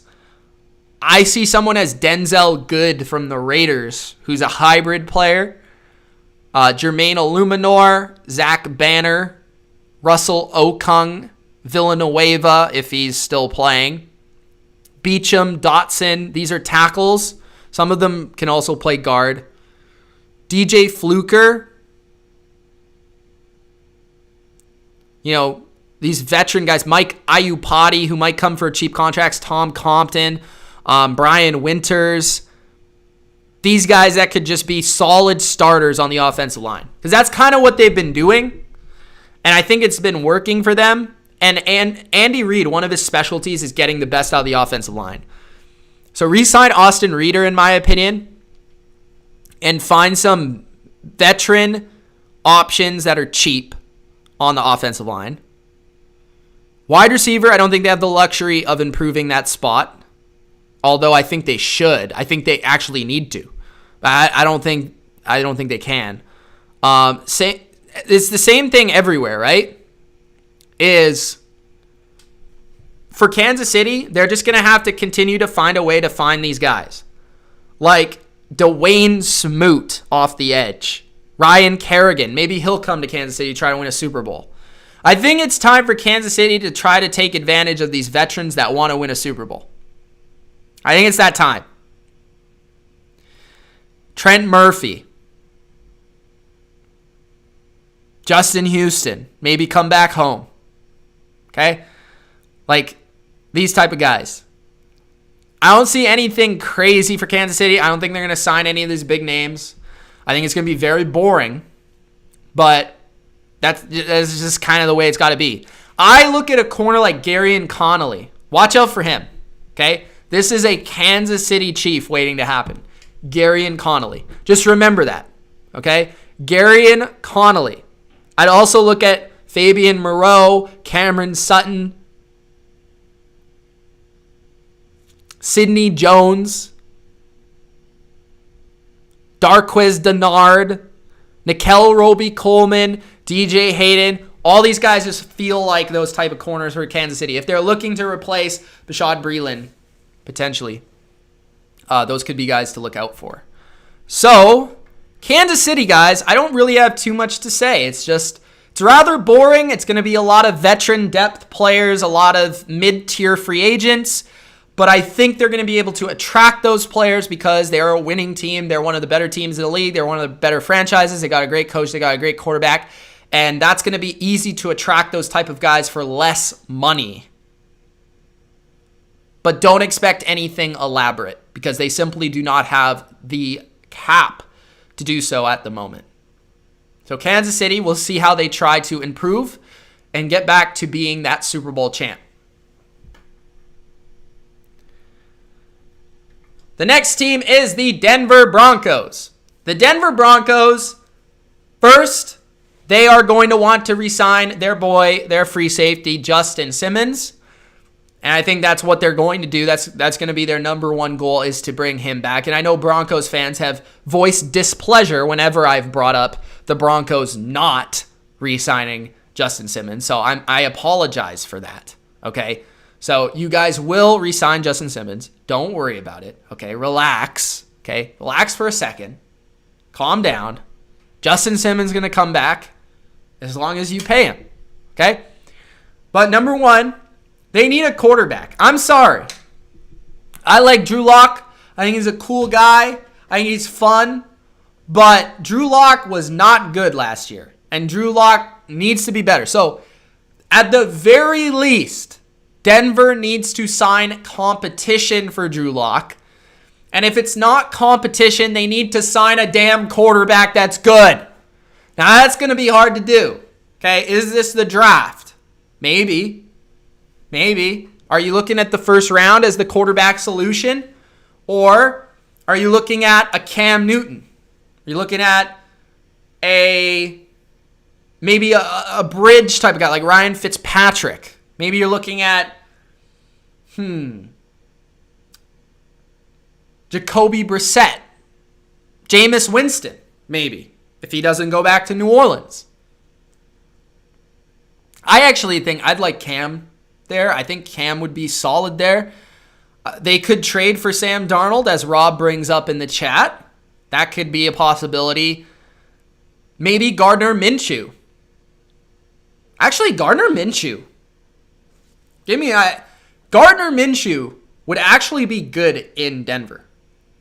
I know you hate to hear it, but he's a good facilitator, and he could get the football to those playmakers and that speed, right? If you guys have a good defense, which I think Denver will have a good defense, whether they have Von Miller or they don't if they release him, which would suck. But Gardner Minshew, actually, I think if he's on the block, I would look heavily into that if I was Denver. Because I think he would fit really well there.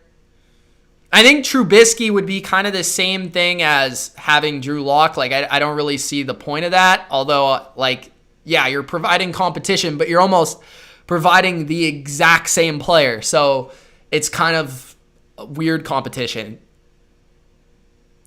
Denver's a better roster than people give them credit for. I think they are built pretty well up front, although they have quite a few free agents on their front seven. They have to determine what they're going to do with Von Miller. I know that's been a rumor.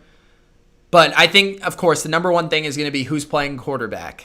And to me, I think the best solution would actually, if you can't get a guy in the draft, or if you can get the guy in the draft, I think the best solution would be to try to trade for Gardner Minshew. I actually think he fits that offense, that Shermer offense with those receivers very well. So I'd throw that idea out there. Another area of weakness for Denver is the cornerback position. Cornerback last year was absolutely awful for Denver, and I think they need to improve that. So Justice Simmons comes back at free safety. You got Kareem Jackson at strong safety. Will Parks is also a free agent. You could look to bring him back as a depth option, but I wouldn't be stressing about that. Cornerbacks. You need a number one corner.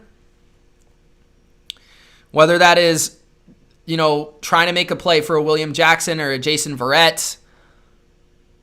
You could try to go after maybe a second tier, maybe Patrick Peterson or Quinton Dunbar, Chidobe Awuzie. AJ Bouye is a free agent. I don't think he will be coming back. Those guys, maybe that second tier of corners.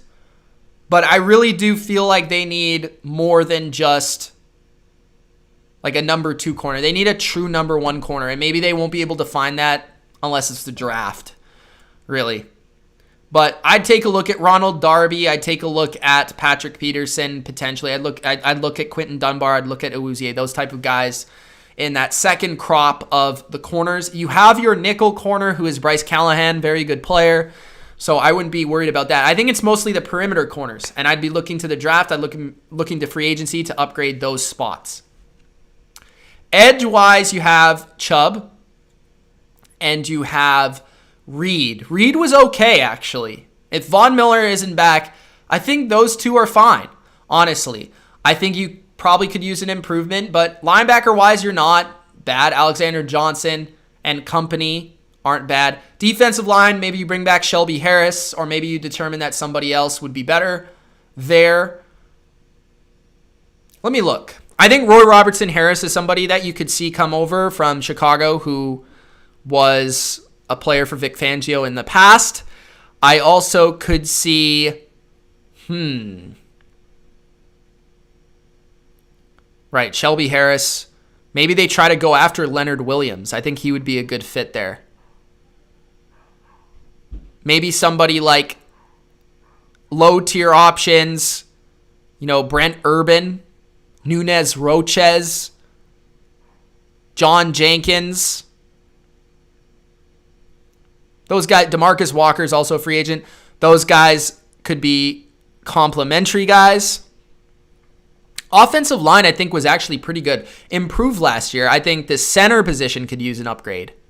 So, centers, talking about them, you guys have enough money if you want to make a play for a Cora Lindsley or a David Andrews. You have enough money to do that if that's what you deem. Because I feel like you guys are good at left tackle, the guard spots. You improved that last offseason. Right tackle is a concern. Maybe you look to upgrade right tackle. Go all in on a right tackle, because that's really one of your lone missing pieces. So right tackle, center. But I think Denver, man, they're actually in an okay spot. They really just got to figure out their quarterback. And I think Denver, if they can figure out a quarterback, they've got all the weapons. They've got most of the offensive line. They've got the running backs. They've got pretty good coaching. They've got a pretty good defense. Like, all the fundamental pieces outside of the quarterback are in place. It's just a matter of finding that quarterback and taking that swing at that quarterback. So it will be fascinating to see how aggressive Denver is to acquire a quarterback, and what they figure is the best solution for that spot. Because you're good at receiver, you're good at tight end, you're good at most of the offensive line. It's building that depth on the defense. It's building that secondary, getting that secondary to be better. But Vic Fangio will always make a defense better. So, yeah, Denver, I'm excited to see what you guys do. $42 million, man. A lot of different ways to go about it. I look for them to target the offensive line, center and right tackle. I look for them to target quarterback and cornerback this offseason. Moving to the Las Vegas Raiders. The Las Vegas Raiders, negative in the salary cap department. Now, not as bad as some other teams, minus $7 million currently as an approximation. But they could certainly make some moves to get themselves in a position to make some moves, if you know what I'm saying. The Raiders have to look to, I think, bring back Nelson Aguilar at wide receiver, which is why I've listed wide receiver as a need. Henry Ruggs, they've spent a first-round pick on acquiring him in the draft. He hasn't really so far been the number one that they were looking for. Tyrell Williams, they cut. They need a wide receiver, man. They need a number one wide receiver. If it's not Ruggs, they need somebody. Okay? I know there's been rumors that they like Juju. Maybe they go that way. Defensive line-wise, they need pass rush. Pass rush and more pass rush. Their run defense isn't bad, but they need pass rush, and more pass rush, and they need corner. This is a team that needs every defensive spot, literally. Defensive line, edge, linebacker, corner, safety. They need it all. They need it all. All right? And the graphic's actually wrong. It says center. It's cornerback. So the Raiders need the whole secondary revamped. Okay? The whole secondary. And they've spent Arnett was a first-round pick last year. Mullen. They seem to like those guys, but like neither of them have been amazing. Amazing might be being nice. Safety-wise, Abram has been disappointing. Joyner has been disappointing. Heath was okay. Corey Littleton, they spent a lot of money on, disappointing. Maybe it's just a matter of changing their scheme. Maybe it's a matter of getting a better pass rush to help those secondary players out. I think they should look towards the defensive line to improving their interior of their defensive line. They've got a couple players that I like that are fairly young, but they don't really have any studs on defense. That's the problem. Right? I'd love for them to be able to acquire some studs, whether that's Trey Hendrickson or Carl Lawson or even Yannick Ngakoue, if they could find to get him in on a one-year deal. But yeah, the Raiders just need to focus on defense. I think what we've seen with John Gruden is he can make an offense run even if it's not super talented, but the defense has been the absolute Achilles heel to this team over the past 2 years. They've been a playoff offense, but their defense has not been ready for the playoffs. And they've lost consistently in shootouts. So whatever they've been doing, because they've had a lot of picks and they haven't hit on those picks. They've tried to address the defense, but they really haven't hit, right? I felt like over the last 2 to 3 years, I've loved what the Raiders have been trying to do, but it just feels like what they tried to do hasn't actually worked out for them. So that kind of sucks, all right? So yeah, the Raiders, man. The Raiders, defense, and more defense. Maybe I'll give you a couple options that I think would be good. So I would look out. I think they feel pretty good about their edge players, although I think bringing, a Kerry Hyder, a Danico Autry, some of these lower kind of mid-tier pass rusher types, Benson Mayoa to come back. He helped them when he was there. I don't think they're going to be able to afford the high-end guys unless they make a move. The offensive line, right? They're trying to, I think what they're trying to do right now is they're trying to trade Trent Brown. They're trying to move some cap space around, right? They just cut Gabe Jackson. So that probably gave them some cap space. So this number is probably inaccurate. But they've got the tight end. I like Derek Carr enough. They've got Josh Jacobs. They've got Henry Ruggs as a speed receiver. But they do have a lot of holes. A lot more holes than you would think. They need to upgrade everywhere on their defense. They need to upgrade wide receiver. Linebackers, you would probably look to re-sign Nicholas Moreau. Safety-wise, it feels like they've spent a lot of money there already. They'd have to get out of some of their contracts some way, somehow, whether that's Joyner. So, man, nickel corner could use an upgrade. I think you could find probably a pretty good nickel corner for cheap. Like maybe a Mackenzie Alexander or a Darquez Denard, who's pretty good, probably underrated, but doesn't cost a lot of money. I'd look for them to aim at those type of guys. Yeah, the Raiders, I think we won't really know what the Raiders will be trying to do until they make some of these moves leading up to free agency that get rid of some of their cap and try to fix their cap so that they can maneuver and they can try to sign some of their primary needs. So those primary needs being wide receiver, being defensive line, being edge, being linebacker, they're going to be able to fill those needs once they maneuver some of their cap around. So maybe their offensive line takes a hit next year, but maybe their defense takes an improvement. That would probably be what I would be looking at.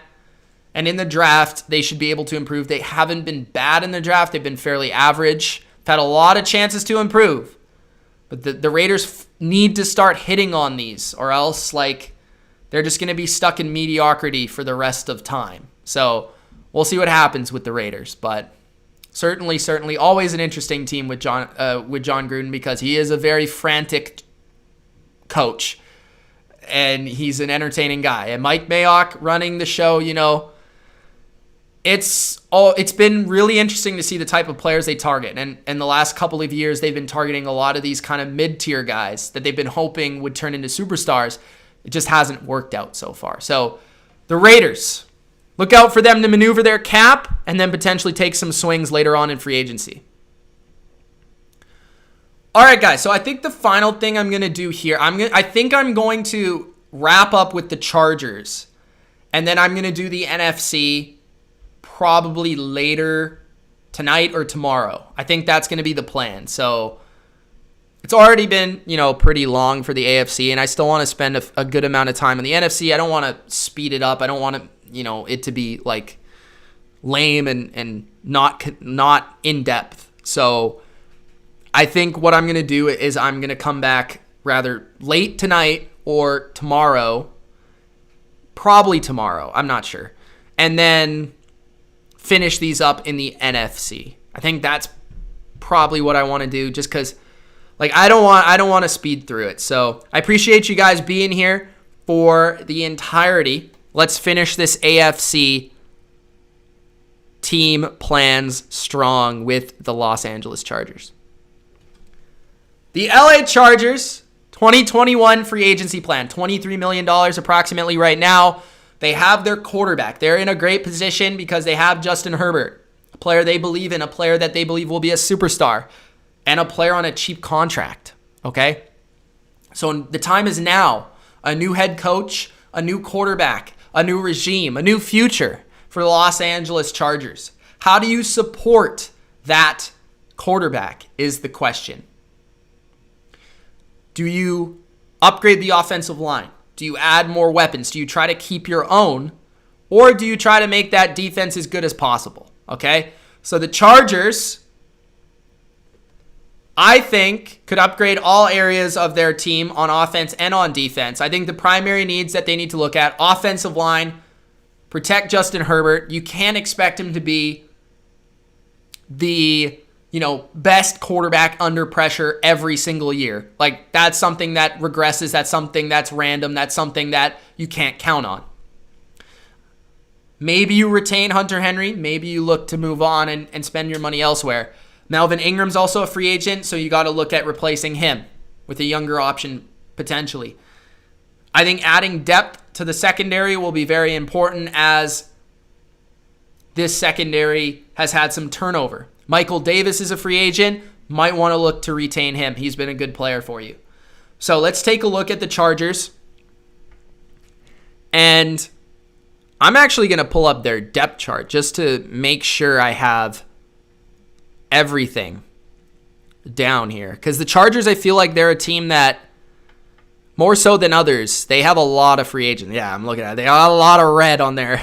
They got a lot of red on their depth chart. So, Denzel Perryman at linebacker played very well last year. Had his best year of his career, arguably. But they've already made moves at linebacker, right? They had Kenneth Murray in the first round, as well as Drew Tranquil. So those are going to be their linebackers. They'll probably let Denzel Perryman walk. Jalen Watkins is a free agent, starting safety for them, but they have Nasir Adderley, so they might let Jalen Watkins walk. They had Rashawn Jenkins. They might let him walk. Jaleel, right? Jalen Watkins and Rashawn Jenkins. Rashawn Jenkins has been the guy that I really like, and Jaleel Adai as well. So they've had great safety depth, great corner depth over the past 3 or 4 years. That might take a hit this free agency. Chris Harris is still there. Casey Hayward's still there. They're getting older. They need to look to improve their cornerback position. I would like to maintain Michael Davis if I was the Chargers as one of my outside corners, but I'd still look to add an option there at cornerback. Now, like I said, I think Melvin Ingram will be gone, but you got to look, okay, Nwosu, pretty good, okay? Linval Joseph, Jerry Tillery, Justin Jones on the inside. Davian Squares also a free agent. Nick Vigil's also a free agent. Dan Feeney, Mike Pouncey, free agents. Forrest Lamp, Sam Tevy. So, yeah, first thing is offensive line. Okay, so probably tackle. You got Brian Bulaga signed at right tackle. You're looking for potentially a left tackle. You could be a team that's in play for Trent Williams, because I think Trent Williams, it would be appealing to him to play and protect Justin Herbert. I think if you get a Trent Williams, that makes your offense so much better. It's not even, like, I don't remember the last time the Chargers had a tackle of his caliber. That would be the lone guy at left tackle that I would really try to go after. But there are also other options that would improve your team, okay?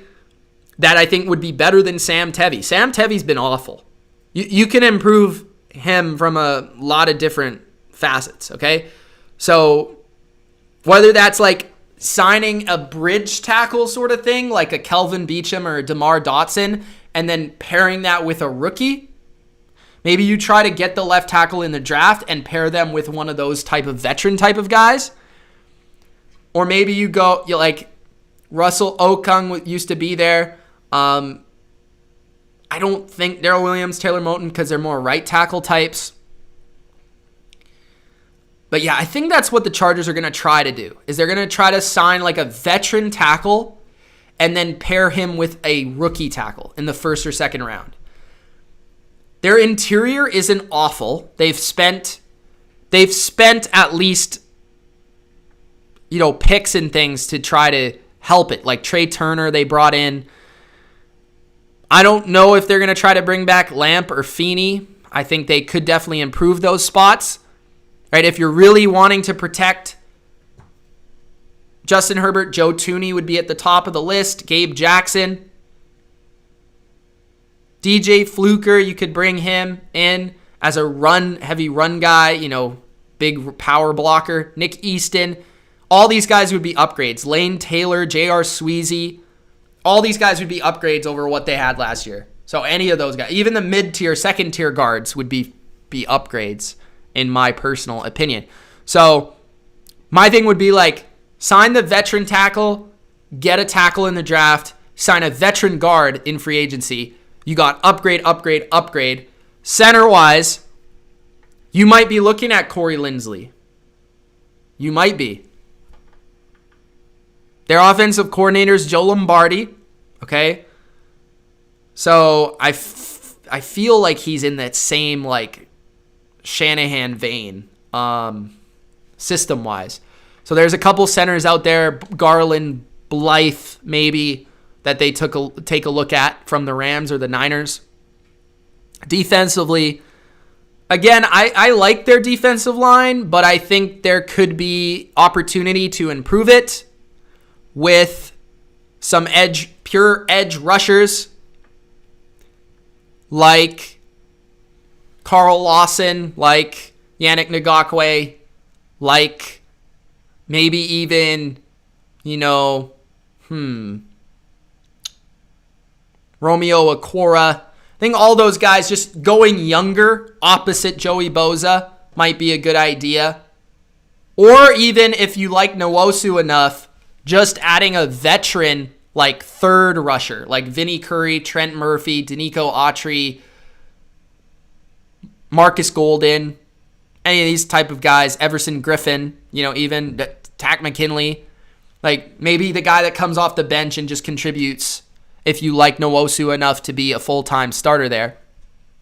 And cornerback, I think Chris Harris will be playing nickel, so that's not an immediate need. So I think perimeter corner, Michael Davis, I'd like to retain. If you don't, I think guys that would be good fits would be maybe Sherman, maybe Richard Sherman. Although that's, again, going old there. Bringing back Jason Verrett. Who else? Quinton Dunbar. There's not a lot of huge names. I don't think they're going to be going after William Jackson or anything like that. Wide receiver-wise, you have Mike Williams, you have Keenan Allen. I don't think you're like really pressing for a big-time wide receiver, but maybe some low-key guys like Dede Westbrook or Keelan Cole, or maybe bringing back Tyrell Williams, or adding a speed guy like Isaiah McKenzie. or one of those type of guys for a third or fourth option. I think you certainly could use the depth at wide receiver. Tight end, if Hunter Henry does not come back, some nice additions that I think they would take a look at would be Dan Arnold. I think they would look at maybe Jordan Reed as a veteran. Maybe the draft potentially as well. Not a lot of great tight ends. There's not a lot of great tight ends in the league, period. So depends how much they want to keep Hunter Henry. But I see the Chargers as a team that has enough flexibility here with their quarterback who's really good on a rookie contract. They could make a big splash on defense or a big splash on offense, and we might not even see it coming, and I wouldn't be surprised. Or they could take the depth route or the mid-tier route and just try to sprinkle throughout their roster some nice additions to each spot. Like sprinkle on the offensive line, sprinkle on the defensive line, sprinkle in the secondary. And I think that might actually be the best approach for the Chargers, because I feel the Chargers already have a lot of great players. They have a lot of studs, but they don't have a lot of depth, and they clearly have some huge weaknesses that they need to get better at. Offensive line, maybe interior defensive line, and figuring out that cornerback situation. So the Chargers, I like a lot as a team. I think they've got great potential. I'm very interested to see what they do, because I wasn't really able to formulate a full plan there. I think for the Chargers, it's mostly going to be a little bit of everything, because they don't have a massive hole outside of offensive line, and that's where most of their time will be spent. Most of their resources will be spent to protect Justin Herbert for the future. But in other areas, they could help slowly and surely improving the rest of their roster. And they have enough money to do so. So the Chargers are a team to look out for with Justin Herbert and looking to get to the playoffs and make that jump this off season. So there you guys go. The AFC team game plans, free agency game plans. I hope you enjoyed. If you did, make sure you do spike that like button, and don't forget to subscribe to the channel for more Bottom Line View. Again, guys, if you did miss anything, this will be up on the channel so that you can go back and watch, and you'll be able to see which team it is based on the graphic. I'll also be releasing these plans probably this weekend or Friday and on individually on the channel, so that you can check it out there if you missed it as well. So I'm going to aim for tonight, maybe later, to come back and do the AFC, but we'll see based on the time and what's going on, because I have other commitments as well. So we'll see what's going on later tonight. But yeah, look out for the NFC coming soon, rather later tonight or tomorrow. Thanks, guys, for being here. Thanks, guys, for the support. For Mitch of the Bottom Line View, Mitch for President, thank you. We will see you very soon. Peace.